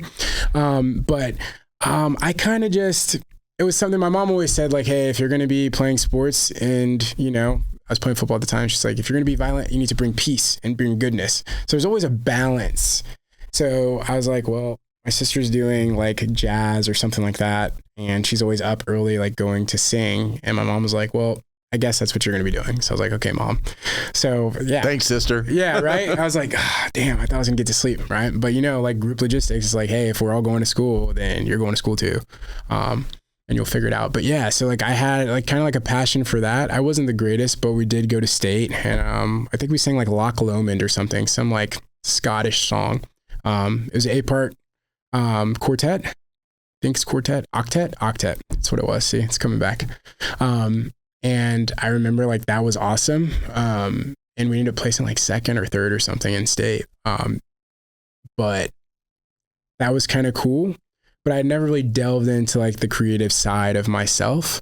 And then just like I kind of woke up one day, like after like like I said, trying to navigate like the divorce and like knowing that like my time in uniform was coming to an end. And I was like, what is going to take all the things that I've learned and all the pain that I've had and all the situations that I've had to kind of build resilience through, like what's going to help me, you know, kind of like get that out in a way, and kind of share with people in a way that maybe will help them, because that's always what it's about. I was like, acting, you know, modeling, because you get money for that, right? Being an okay looking person. Did you have anybody in either of those spaces, the acting, the modeling, no, to mentor you, to kind of guide you into it? No, I didn't. I just woke up one day and I was like, you know what? Like, I think it's something I could do, you know, and it was a challenge, right? Like we're always looking for like the next challenge. And so for me, I was like, I might be able to make this work. Now, bumped my head a couple of times, right? But it's kind of grown into something that's like kind of like the storytelling aspect and being able to take like all of the parts of you, like me being a father, me being divorced, like having been a service member, a veteran. Like there's a very vibrant community of people with a similar background to me that are kind of thriving in this, right? Like Donnie O'Malley, Vet TV, you know, some of the other guys that I've met, stunt doubles, guys like that, that have kind of come around in the last like 6 months. And even me getting on this podcast with you was a product of my relationship with Eric at Trident Coffee. Super blessed to have met him at like a Performance 360 workout, I think a year ago, right? Hadn't really talked all that much, maybe here and there we'd see each other out and about. But building and fostering like those relationships has really helped like tell me like, hey, like probably going to be difficult, just like everything else you've done, and you've survived all of your hard days so far. These relationships that you're building, right? They matter and they mean something, and they're going to help someone. And so for me, as these doors keep opening and as I keep learning lessons and as I keep going over scripts and as I keep like studying and doing what I'm supposed to do, I'm like watching kind of like this community build, and it's like a beautiful thing. And it's like, I feel like it's going to allow me to do the things that I want to accomplish in this existence. And I feel very called and drawn to it. So we'll see where I'm at 5 or 10 years from now, but I think that's where we're at. Not to underplay this or in any way make it sound sarcastic, but did you literally just wake up that morning and Google how to be an actor? I didn't even Google it. I was just like, because where do you start is what I'm getting at is somebody wakes up tomorrow morning or whatever and goes, all right, I'm going to be an actor. So this is what I did, right? So I have several friends that I've met, right? Couple of people have some screenplays in, right? So I'm pretty good at networking and talking to people. So that was like the first thing that I tried to do. I was like, okay, what would I have to do to adapt this set of words to the screen? And what is the delta? So I Googled like, screenwriters, right? What does it look like? Use some AI to like fix some things around. Okay, now I need a pitch deck. Now I need this. Now I need that, right? Sent like 400 or 500 DMs out, right? Just DMing celebrities like, hey, I have these ideas for movies. Would you act in them? Just total craziness, right? Probably could have done it in an easier way. Like, who is the talent agent for Mark Wahlberg or whatever? Wasn't thinking at the time because it's just go action, right? But I did that 400 or 500. And then I ended up working with a talent and branding agency. And then I started working with a couple of acting coaches, because like one of the deltas that were there wasn't just like, who's going to want this, Hulu or Netflix. It was, you don't know anything about this game. That's where the arrogance of like, oh, I can make this happen comes. Sometimes you need that though. You do. Sometimes you need it to get into the door. You do. But once you're at the door, what's next? Right? Well, that's when humility comes back to the front. Exactly. Right? So you breach the door with arrogance, and then humility comes and sits, and you have a chat with humility, right? And so for me, I was like, what I've always known at my core is if someone's able to do something, they demonstrate it. They don't just talk about it. And so I was like, man, I got to be an actor. I have to, because that's the only way to do justice to these stories, right? The War Journal with Jim Sisko. I'll tell you more about him sometime soon. Or Master Chief Clark with his They Call Me Brother. A couple of screenplays and stuff that I'm kind of working on developing with these two fine gentlemen.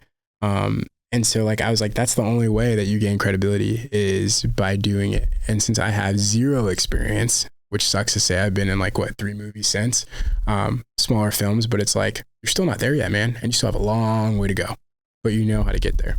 And so for me, I was just like, okay, I have this. I need to do this for this to be viable. And that's kind of like how I shot. And then kind of meeting like networkers like Eric, and kind of like having that bond, that brotherhood that kind of built like kind of in the military. And just like watching those relationships grow, not just for the sake of personal gain, but just the growth that comes when dudes have a goal or people have a goal, and you're able to facilitate that for each other. Well, and one of the things that I'm sitting here listening to you tell this, and we all complain today about how our phones listen to us. Mm-hmm. Man, you mention one thing and all of a sudden the next thing in your social media feed are ads for whatever. It was like, how the hell is this happening? Sure.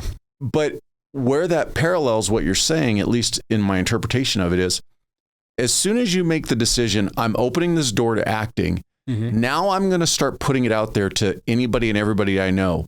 And that's where, just by organic growth, all of a sudden, you're going to find yourself talking and meeting to people simply because you're making it known, this is where I want to go. 100%. You're putting your brain on that path.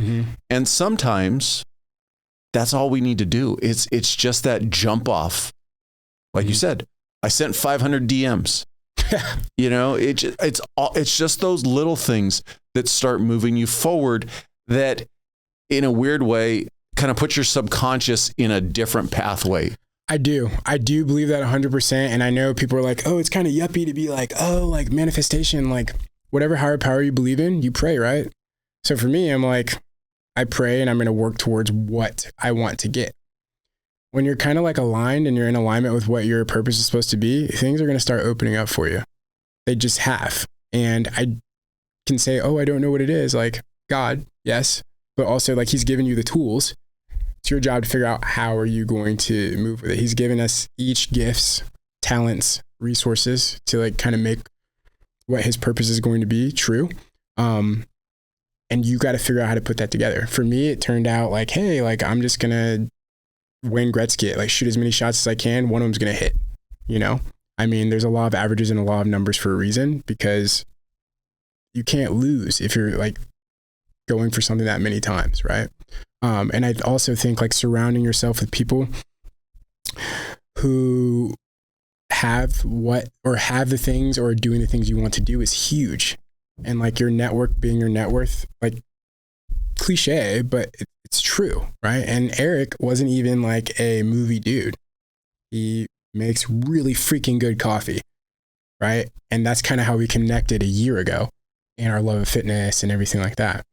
And then he was like, hey, by the way, my friend Paul runs a podcast. Hey, by the way, another friend of mine has been a stunt double in a few movies. Maybe you can sit down and talk with him and see what the parallels are, right? And being open and humble enough to listen to somebody who may not have had your path, right? Who may have it easier or harder, and to be able to like level with him. It's like, hey, I'm an open book. I can tell you anything and everything you want to know about me, but I want to know what you did to get you where you were, because that's where I'm trying to be. And it takes a lot of humility and it takes a lot of courage to do that, especially in a time and day when most people would want to just say like, oh, I can do it all myself. Like we can't. This life wasn't meant to be doing it on our own. And if it was, then we'd have like a lot of people who are solely responsible for their own success, which they're not. All businesses need customers. That's in and of itself. You need other people, you know? What I'll call them conflicts. What conflicts has still being an active Marine while trying to kick off this career had on you? I would say just like the time management piece of it. LA is very far away. New York is very far away. And so trying to manage the transition, which very grateful for the transition readiness program, TRS, which kind of put me on the path of like, hey, this is what I want to do. This is like the technical piece of being an entrepreneur that you're going to have to go down and getting the resources for that.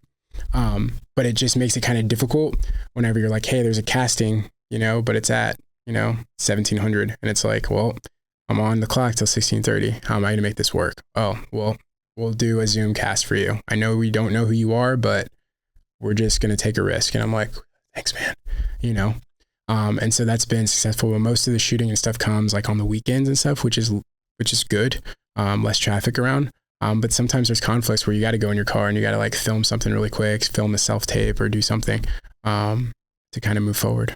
Do you find something like that, like the offer to do a casting via Zoom, is that something you have to ask for, or do they offer it? I guess where I'm going with this is it's kind of one of those that old adage, if you don't ask, you never know. So if they simply go, hey, casting's at 1700 on this day, you're like, okay, I can't. Or do you go, hey, is it possible? Mm-hmm. So some of like the casting networks and Backstage, sometimes it will have it identify like, hey, this is the open call Zoom call. Other times you have to ask. I always opt to ask because like closed mouths don't get fed, right? So for me, I'm like, I am navigating a lot of life situations and transitions right now. So for me, I'm like, I'm going to make both things work. It's just like, how am I going to do that? And so I always ask, I'll be like, hey, do you think potentially? And some people would say like, you haven't done anything. And I'm like, I haven't, but that also gives me the latitude and the freedom to be like, hey, I haven't done anything, but this is what I'm aiming to do. And this is what I can do. You know, this is demonstrated performance over time for X, Y, and Z, right? And I do think for some of these castings and what they're asking for, I think a lot of life experience that I have can be translated to those situations, which isn't always just going to school, you know, going and getting like an MFA or something like that, which is all great. And potentially that could be in my future. But right now I'm just like, hey, I've got life experience. I'm navigating kind of a tough situation. This is where I'm at, and how can we find some parity here, you know? Now you're taking advantage of an opportunity. Mm-hmm. You were stationed in San Diego, the proximity to Hollywood, or like you said, you're not in New York, but the proximity to the movie industry here in Southern California, as opposed to you're a Marine and you're assigned the furthest duty station you could imagine from Hollywood or New York City. Mm-hmm. What would you do in that situation if you're trying to put pieces in place coming towards your transition? So that's kind of a tough one because you don't get to decide. However, there are ways to like communicate to the monitor, like, hey, this is X, Y, and Z, what I'm planning to do. Some monitors can work with you and most monitors will work with you. But you kind of have to like set your conditions for success. What does that look like? Okay, well, there's a lot of stuff I can do that's not geographically like locked. Like I can make a Backstage account. I can make an Actors Access account. I can do Zoom lessons, right? I can look at what movies are coming out. I can reach out to somebody and say, hey, this is what I'm trying to do, right? Vet TV, Veterans and Media and Entertainment, another great organization. Once you have your DD-214, you can go and work with them and be in their kind of network. So there's a bunch of stuff you can do. There's also movies that are being shot in places that aren't just Hollywood or aren't just New York, right? If you've seen the news in the last 2 days, Albuquerque, New Mexico is becoming a huge hub for some of the larger sets for Hulu and Netflix. So if that's the case, right, you kind of know what you need to be doing. Or you have 96s for leave. Hey, sir, I'm going to go down to leave down to New Mexico. You know, go down there during the balloon ceremony. Maybe they're shooting a movie during that time. Go where the people are at that are doing the things that you want to do. Sometimes it's just bumping into the right person. You know what I'm saying? So what we learn, like setting conditions for success and knowing like your operational battle space, that comes with that. Take some of those Marine Corps lessons, those military lessons that you learned with having to know how to plan and execute something. Use that. You know, those skills are hard fought, right? And so for me, that's what I try to do. Like, oh, if someone's going, or if I'm going to visit my son, for instance, and there happens to be like a New York Fashion Week thing. Hey, you want to go see some art? You want to go see some people wear some wild stuff? Okay, let's go, son. You know what I'm saying? Because that's how you like build your like familiarity with doing that. And that's a muscle too. It's a muscle to go talk to random people. But one of the key books that I read when I was younger was How to Win Friends and Influence People, Dale Carnegie, I believe. And that kind of shaped my personality. So for me, like it's second nature, but like those are things that you can do. Like there's the objective and there's how you get to the objective. And nowadays with Zoom calls and stuff like that, like you're not constrained to just one thing, right? I'm very appreciative of COVID for kind of exposing that, because we have found that we can do auditions and stuff via Zoom. Is it my personal favorite? No, I like to see the competition. I like to go out there with like 200-300 people and read some lines and see how it goes, because I'm a competitor. But there is latitude for both. I would say, drawing parallels from doing this podcast, I get asked all the time, why don't you do remote interviews? And at the end of the day, there is something about being in person with the other person, the organicness of the conversations that get generated that I think you lose a little bit when it's over Zoom. But you bring up a great point. If you're limited for whatever barriers are preventing you, utilize what is available to you. Don't just sit there and go, well, shit, I'm not near California, I'm not near New York, so I'm just not going to do it. Put yourself in situations where you can thrive. Now, on the flip side of that, you mentioned doing a lot of your own hustling and putting yourself in front of people. 100%. At what point, though, and is this dated or cliched in the sense of, do you get an agent? So I'm still navigating this myself personally. I don't know if I can speak unequivocally about the industry since I'm so new. Like, this is within the last like 6 months. I was like, hey, I'm going to do this. Hey, fake it till you make it. Just act like you know everything. That's fair. Right? Or that's facts, right? But from what I'm understanding, you will need some specific people even in this day and age. The point at which you need like a talent and branding person, an entertainment lawyer, stuff like that, that just depends on what you're trying to do and at what point you are at. Let's say you're like a viral sensation on YouTube. Someone's probably going to be hitting you up. I want to represent you. If you're like me and you're just like a dude who was in the Marine Corps 8 years, divorced dad, right? 3-year-old, right? Just wants to act. You're going to have to seek opportunity and make opportunity, right? Because in the making, you become something else as well. And through that process, so that when your time comes and you happen to walk, you're walking on Hollywood Boulevard and you happen to see Denzel Washington, or something like that. And he's like, hey, what do you do? Oh, I'm an aspiring actor. Oh, what have you done?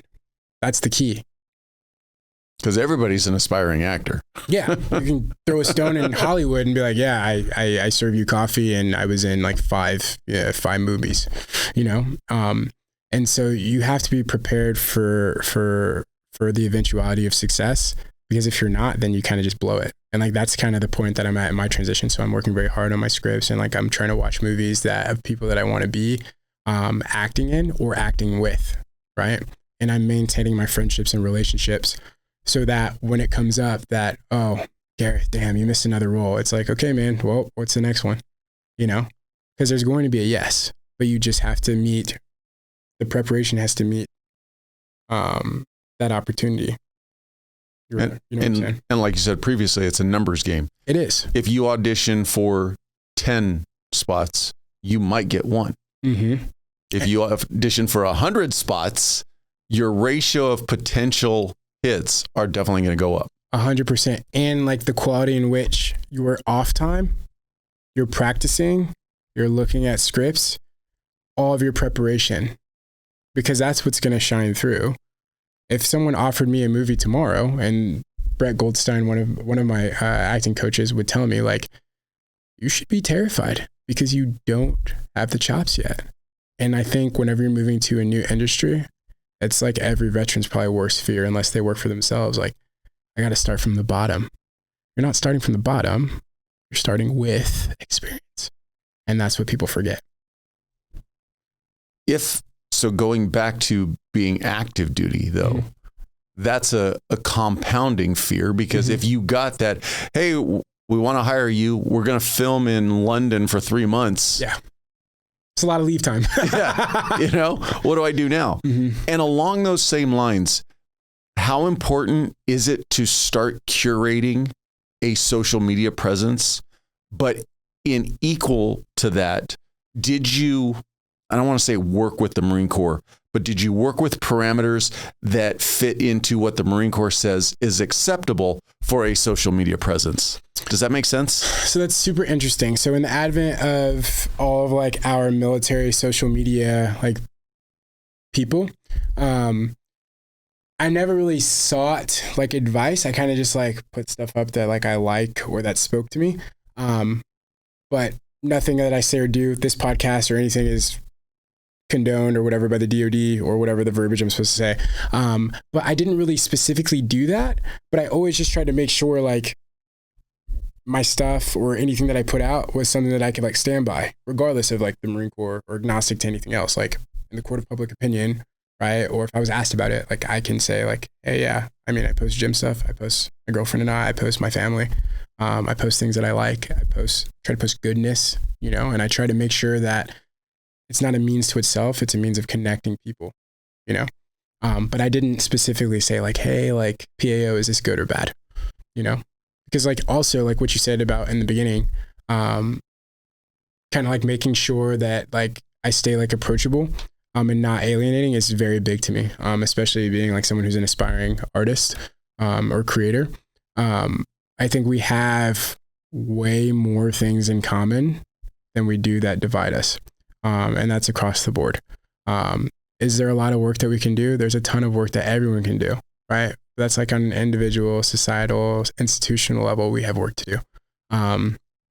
But like, I do think the common motif is connection before correction. And so like, hopefully like what I've kind of like curated in my social media, like hopefully that's something that comes out. The roles that you've already gone for, is there a military component to them, or are you making the conscious effort to try to separate yourself from that aspect? That's an interesting question. So I'd say a couple of them have been. There was even a call like a few days ago to fill in for someone who like had hurt themselves. They had another backup that they just moved around, but like I was very appreciative of even being asked, because I was like, okay, like I know now what readiness and preparedness looks like.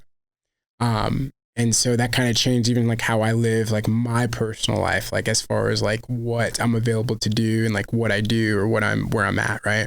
And so to answer your question, sorry, I lost my train of thought. Go ahead. I was just saying you're bringing such a significant, and I don't want to call it baggage, but you're bringing a rucksack with you of your many years of experience in the Marine Corps. You can maybe in a way use that as a crutch and only focus on roles that bring that military aspect? Or do you say, I don't want to identify myself as the military guy for roles that I'm trying out for? That's fair. So I would say like, I learned some very hard lessons, super hard lessons.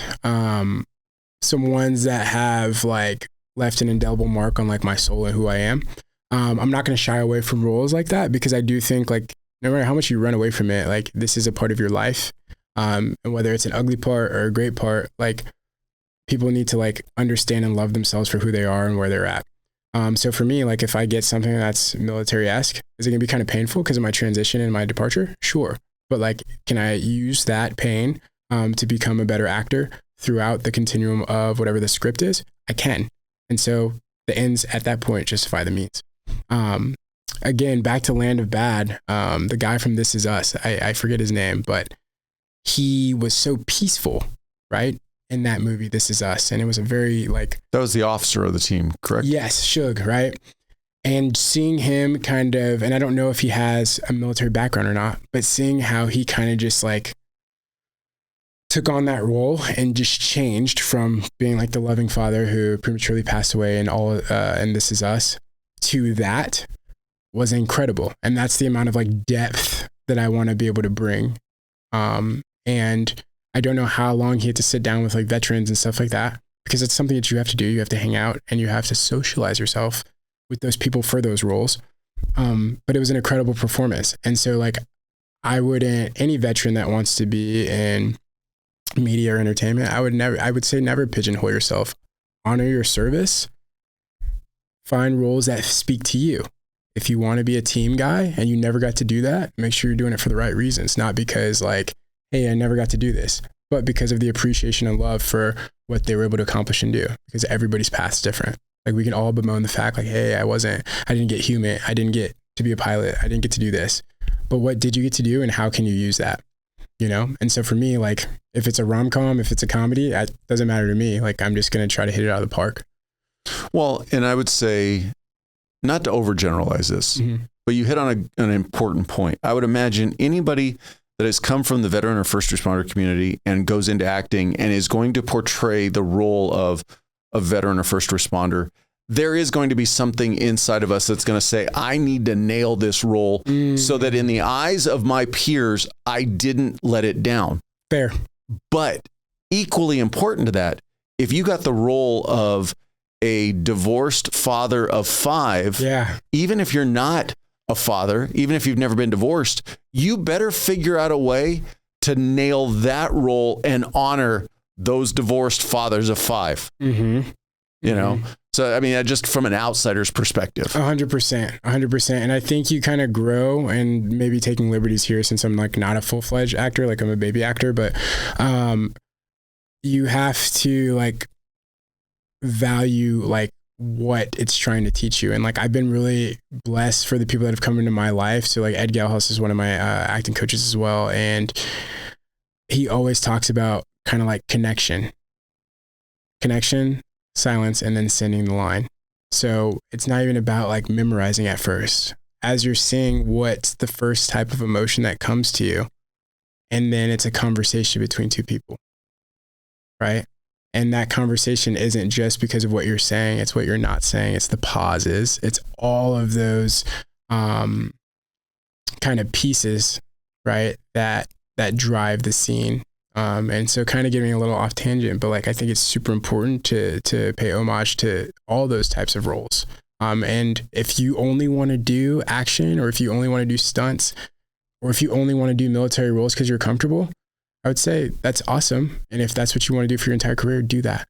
But don't be afraid for the stretch goal, because you can do it. You've survived a lot of stuff. And even if it's difficult for you, the difficulty that it makes you feel, that probably means you're in the right spot. And so I've never been as uncomfortable. Well, I have, kind of, but I've never been as uncomfortable as I have been in this transition, as I'm like navigating new things in life, as I'm trying to see like, hey, how is my transition going to fit the life that I have? And knowing that like, hey, there's going to be a delta here that it's going to probably be rough for a little bit, and being okay with, you know, that uncertainty. You know, and that gray, like, okay, how are we going to make sure that the bills are paid and that everybody has everything that they need? You know, how many hours a week are you devoting to this craft on average? So I have every other week, I have an hour that I have to dedicate just like for physically being in LA. And then on Zoom. Is that self-imposed or imposed by the companies that you're working with, or the teams that you're working with? Yeah. So that's the setup. So you have like an acting coach, and then that's from like the acting lens. You have a casting director coach that's from the casting director lens. And so between those two modalities, that should put the whole picture together, is how my mind works. That's the inflicted part, like hey, this is what I'm obligating to. But as far as like movies, like I told you I was never a big TV guy. So I watch a lot of movies now, a lot of series. You're watching more TV now than movies? More movies. Oh, okay. So like just trying to find things like, hey, would I want to be in Hawaii Five-0? Hey, would I want to be in X, Y, and Z? And like seeing like taking like the screen grabs, so like recording a scene and just putting it in like Garyth Barnes's like voice and seeing how that would go. And then writing down like, okay, these are the elements that I see. This is how I'm going to act this out. So I'm working on a couple of sides from like Blue Bloods for right now, and some other places, just to kind of get a feel for it, because this is all so new to me. There's so much overwhelmingness of it, that I just had to pick something, right? By guidance from my coaches, of course. And then just hammer that out.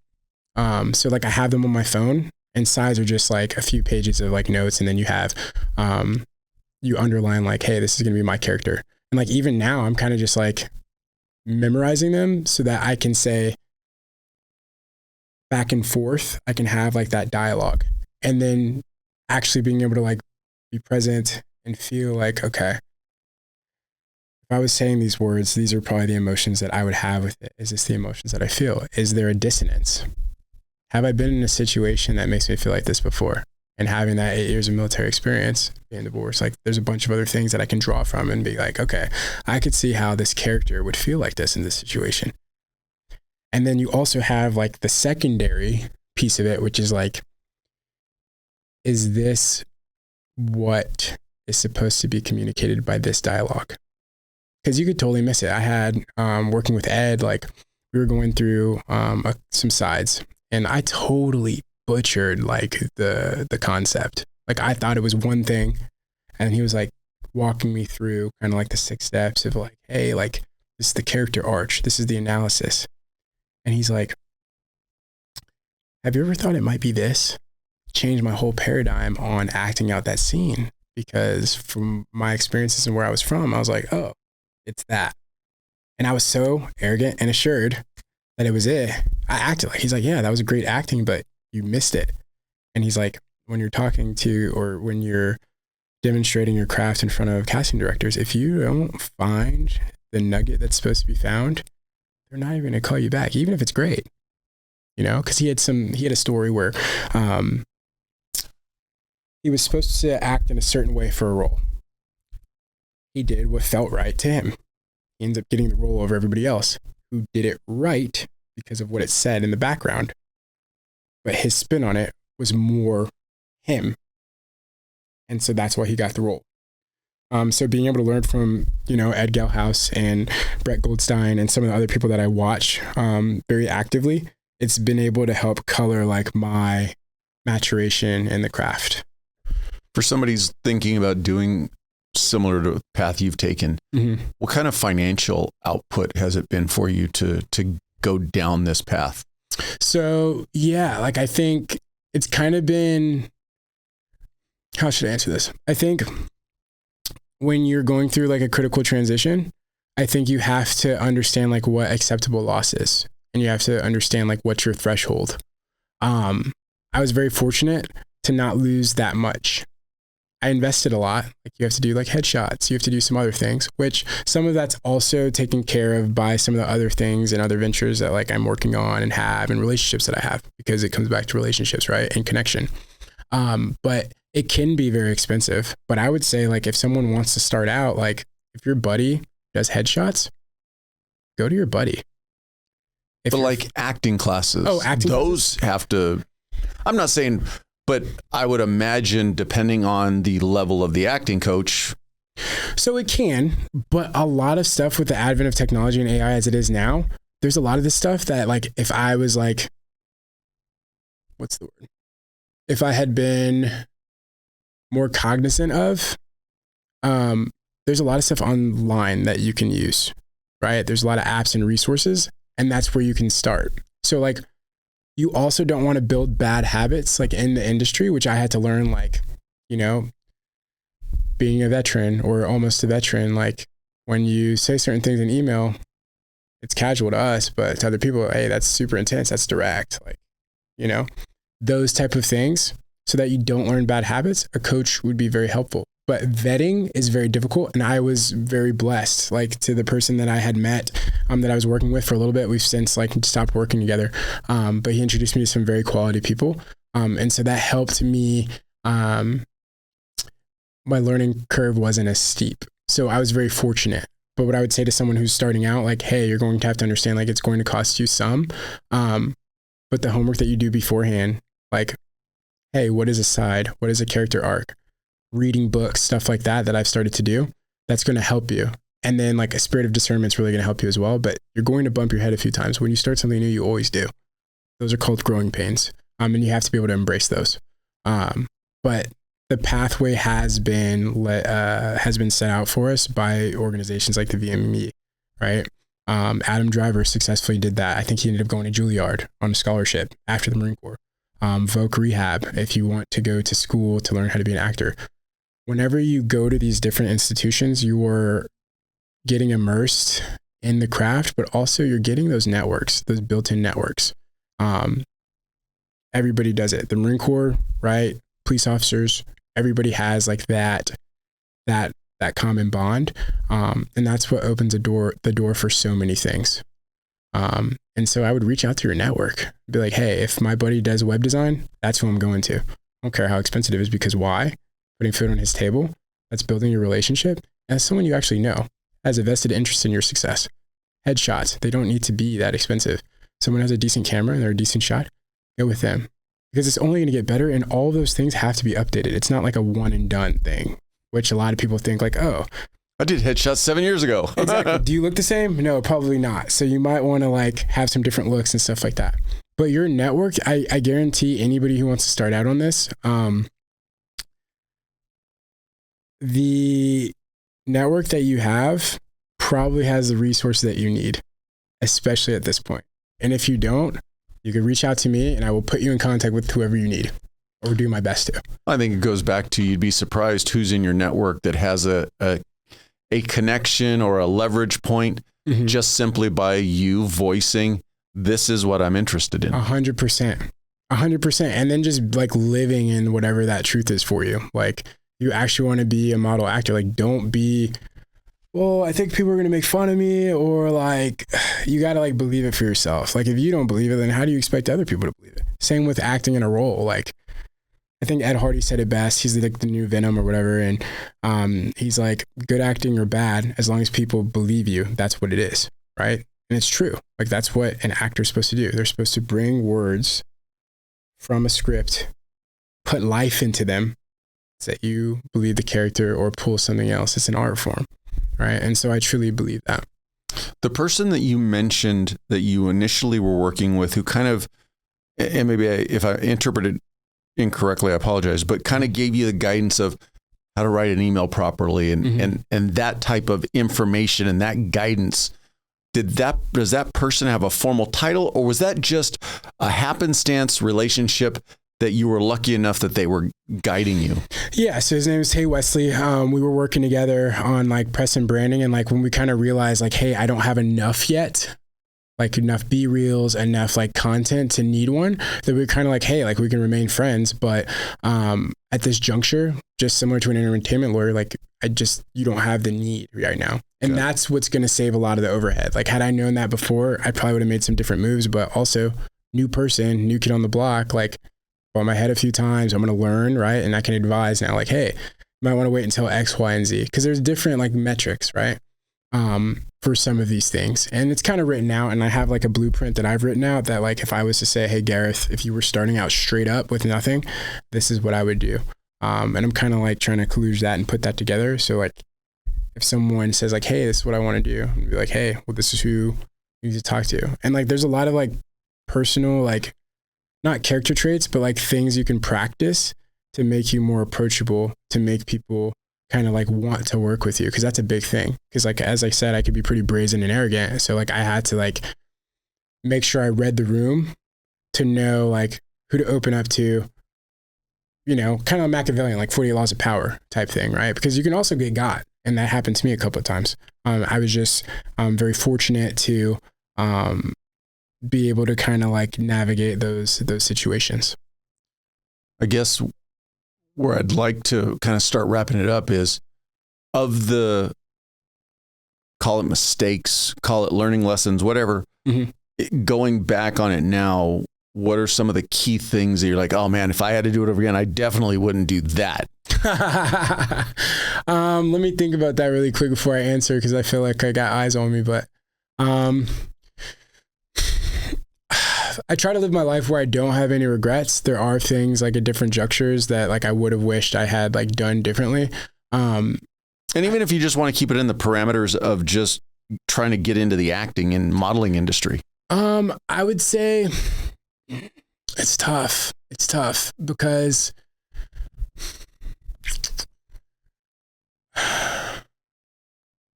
I would say making sure that this is what you want or say you want, and just like doing the best you can at it with the resources you have is going to take you a long way. Because some people get their shot right out the gate. Others, it takes 50, 60 years. Like, it's an industry where very talented people have been successful. People that are going to be eons more talented than me. You got to leverage like your personal skills and some of the resources that you have to get to that end goal. For me, I've taken, or I've tried to take all of my life lessons, assess them and analyze them so I can make better decisions in the future. And that's kind of what I would leave anybody with. You know your personal patterns and you know what trips you up. You got to get out of that. And therapy has been super important for that. Helpful, faith, and accountability. Like having people who are like, hey, we're not in college anymore, man. If you have goals, you have to go get them. Like there's no more handouts. There's no more none of that. Right. And having people in like your network who want to see you succeed and you pouring into other people. Right. And then being open to be wrong. I'd say that's like the biggest nugget. Like be open and be humble enough to be like, hey, family, relationship, whatever have you, I messed this up. And two parts, right? There's messing up that are recoverable, or messing up that's recoverable. And that's what I tell my son. And there's messing up that's not recoverable. 85% of the stuff we think is going to happen never happens. That's the stuff where it's like, yeah, didn't like that this happened, but I can recover from it. Some of the other things a little bit more permanent. And you want to make sure you're on the other end of the spectrum and not the other end of the spectrum, right? And so for me, just like those would be my nuggets if I was starting over, because like I don't think regretting does anything, right? Regrets like in the past, can't change it. It's fact. It's done. You have the present and the future, and now it's already the future because the present passed, right? So all you can do is keep moving forward. And like, if I can be a resource to anybody listening, please let me know. Or if you have any ideas, or if you're like, hey, point me in the right direction, like I will do that because I care about people and I care about helping them reach their potential. So I don't know what my intermediary looks like, and maybe remote work, something like that, but maybe check back in the next 5 years and see where we're at, you know? Hey, you get that one big role, you'll have to be back so we can talk about it. Oh, perfect. Cool. Okay. Put it on my vision board. One last thing. And I really want to boil this or draw it all the way back to the veteran component. Mm-hmm. You're in the midst of your transition at this point. I am. Any advice you would give to that veteran soldier, Marine, who's about to get to that point where you're at right now? Yes. So any type of transition program you need to go to. It's going to give you a lot of resources. And like I said before in the podcast, like you're going to see the options that you like and the options that you don't like. The military has a wealth of resources for you while you're in, but also while you're out. So take advantage of the ones that you are exposed to while you're in, because some of those things are gone after you get out and then you're a veteran. And it's not to besmirch the Marine Corps, or besmirch the DOD. It's just, that's what it is. So every advantage you have, whether that's going to school, whether that's taking classes online, TA, some of the things that I wish I had used while on my active duty time, even though I ended up getting my degree, which was fine, but you need to use those, enlisted officer, anybody. So use the resources allotted to you and then see what's left over. A lot of the stuff that you're given is not given to some of our civilian counterparts, and you've earned it, so you need to use it. And my last note is just like, be open to being wrong. Be open to failing, fail early and often, but never for the same thing. You mentioned that you were in 3 movies, I think. Yes. NDAs, we can't talk about it. Oh, so I'm kidding. So any way that anybody could go see them. Yeah, so they're not out yet. Oh, okay. I think one's coming to Tubi, a couple of coming to Hulu and Netflix. But once they're released, I will definitely spill all of it. But right now, like, things are still under canvas, so. Completely good. Yeah. I appreciate your time. I wish you all the best going forward. Thank you for having me.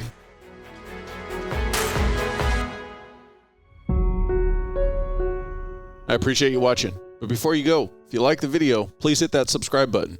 Also, any comments are appreciated. Thank you.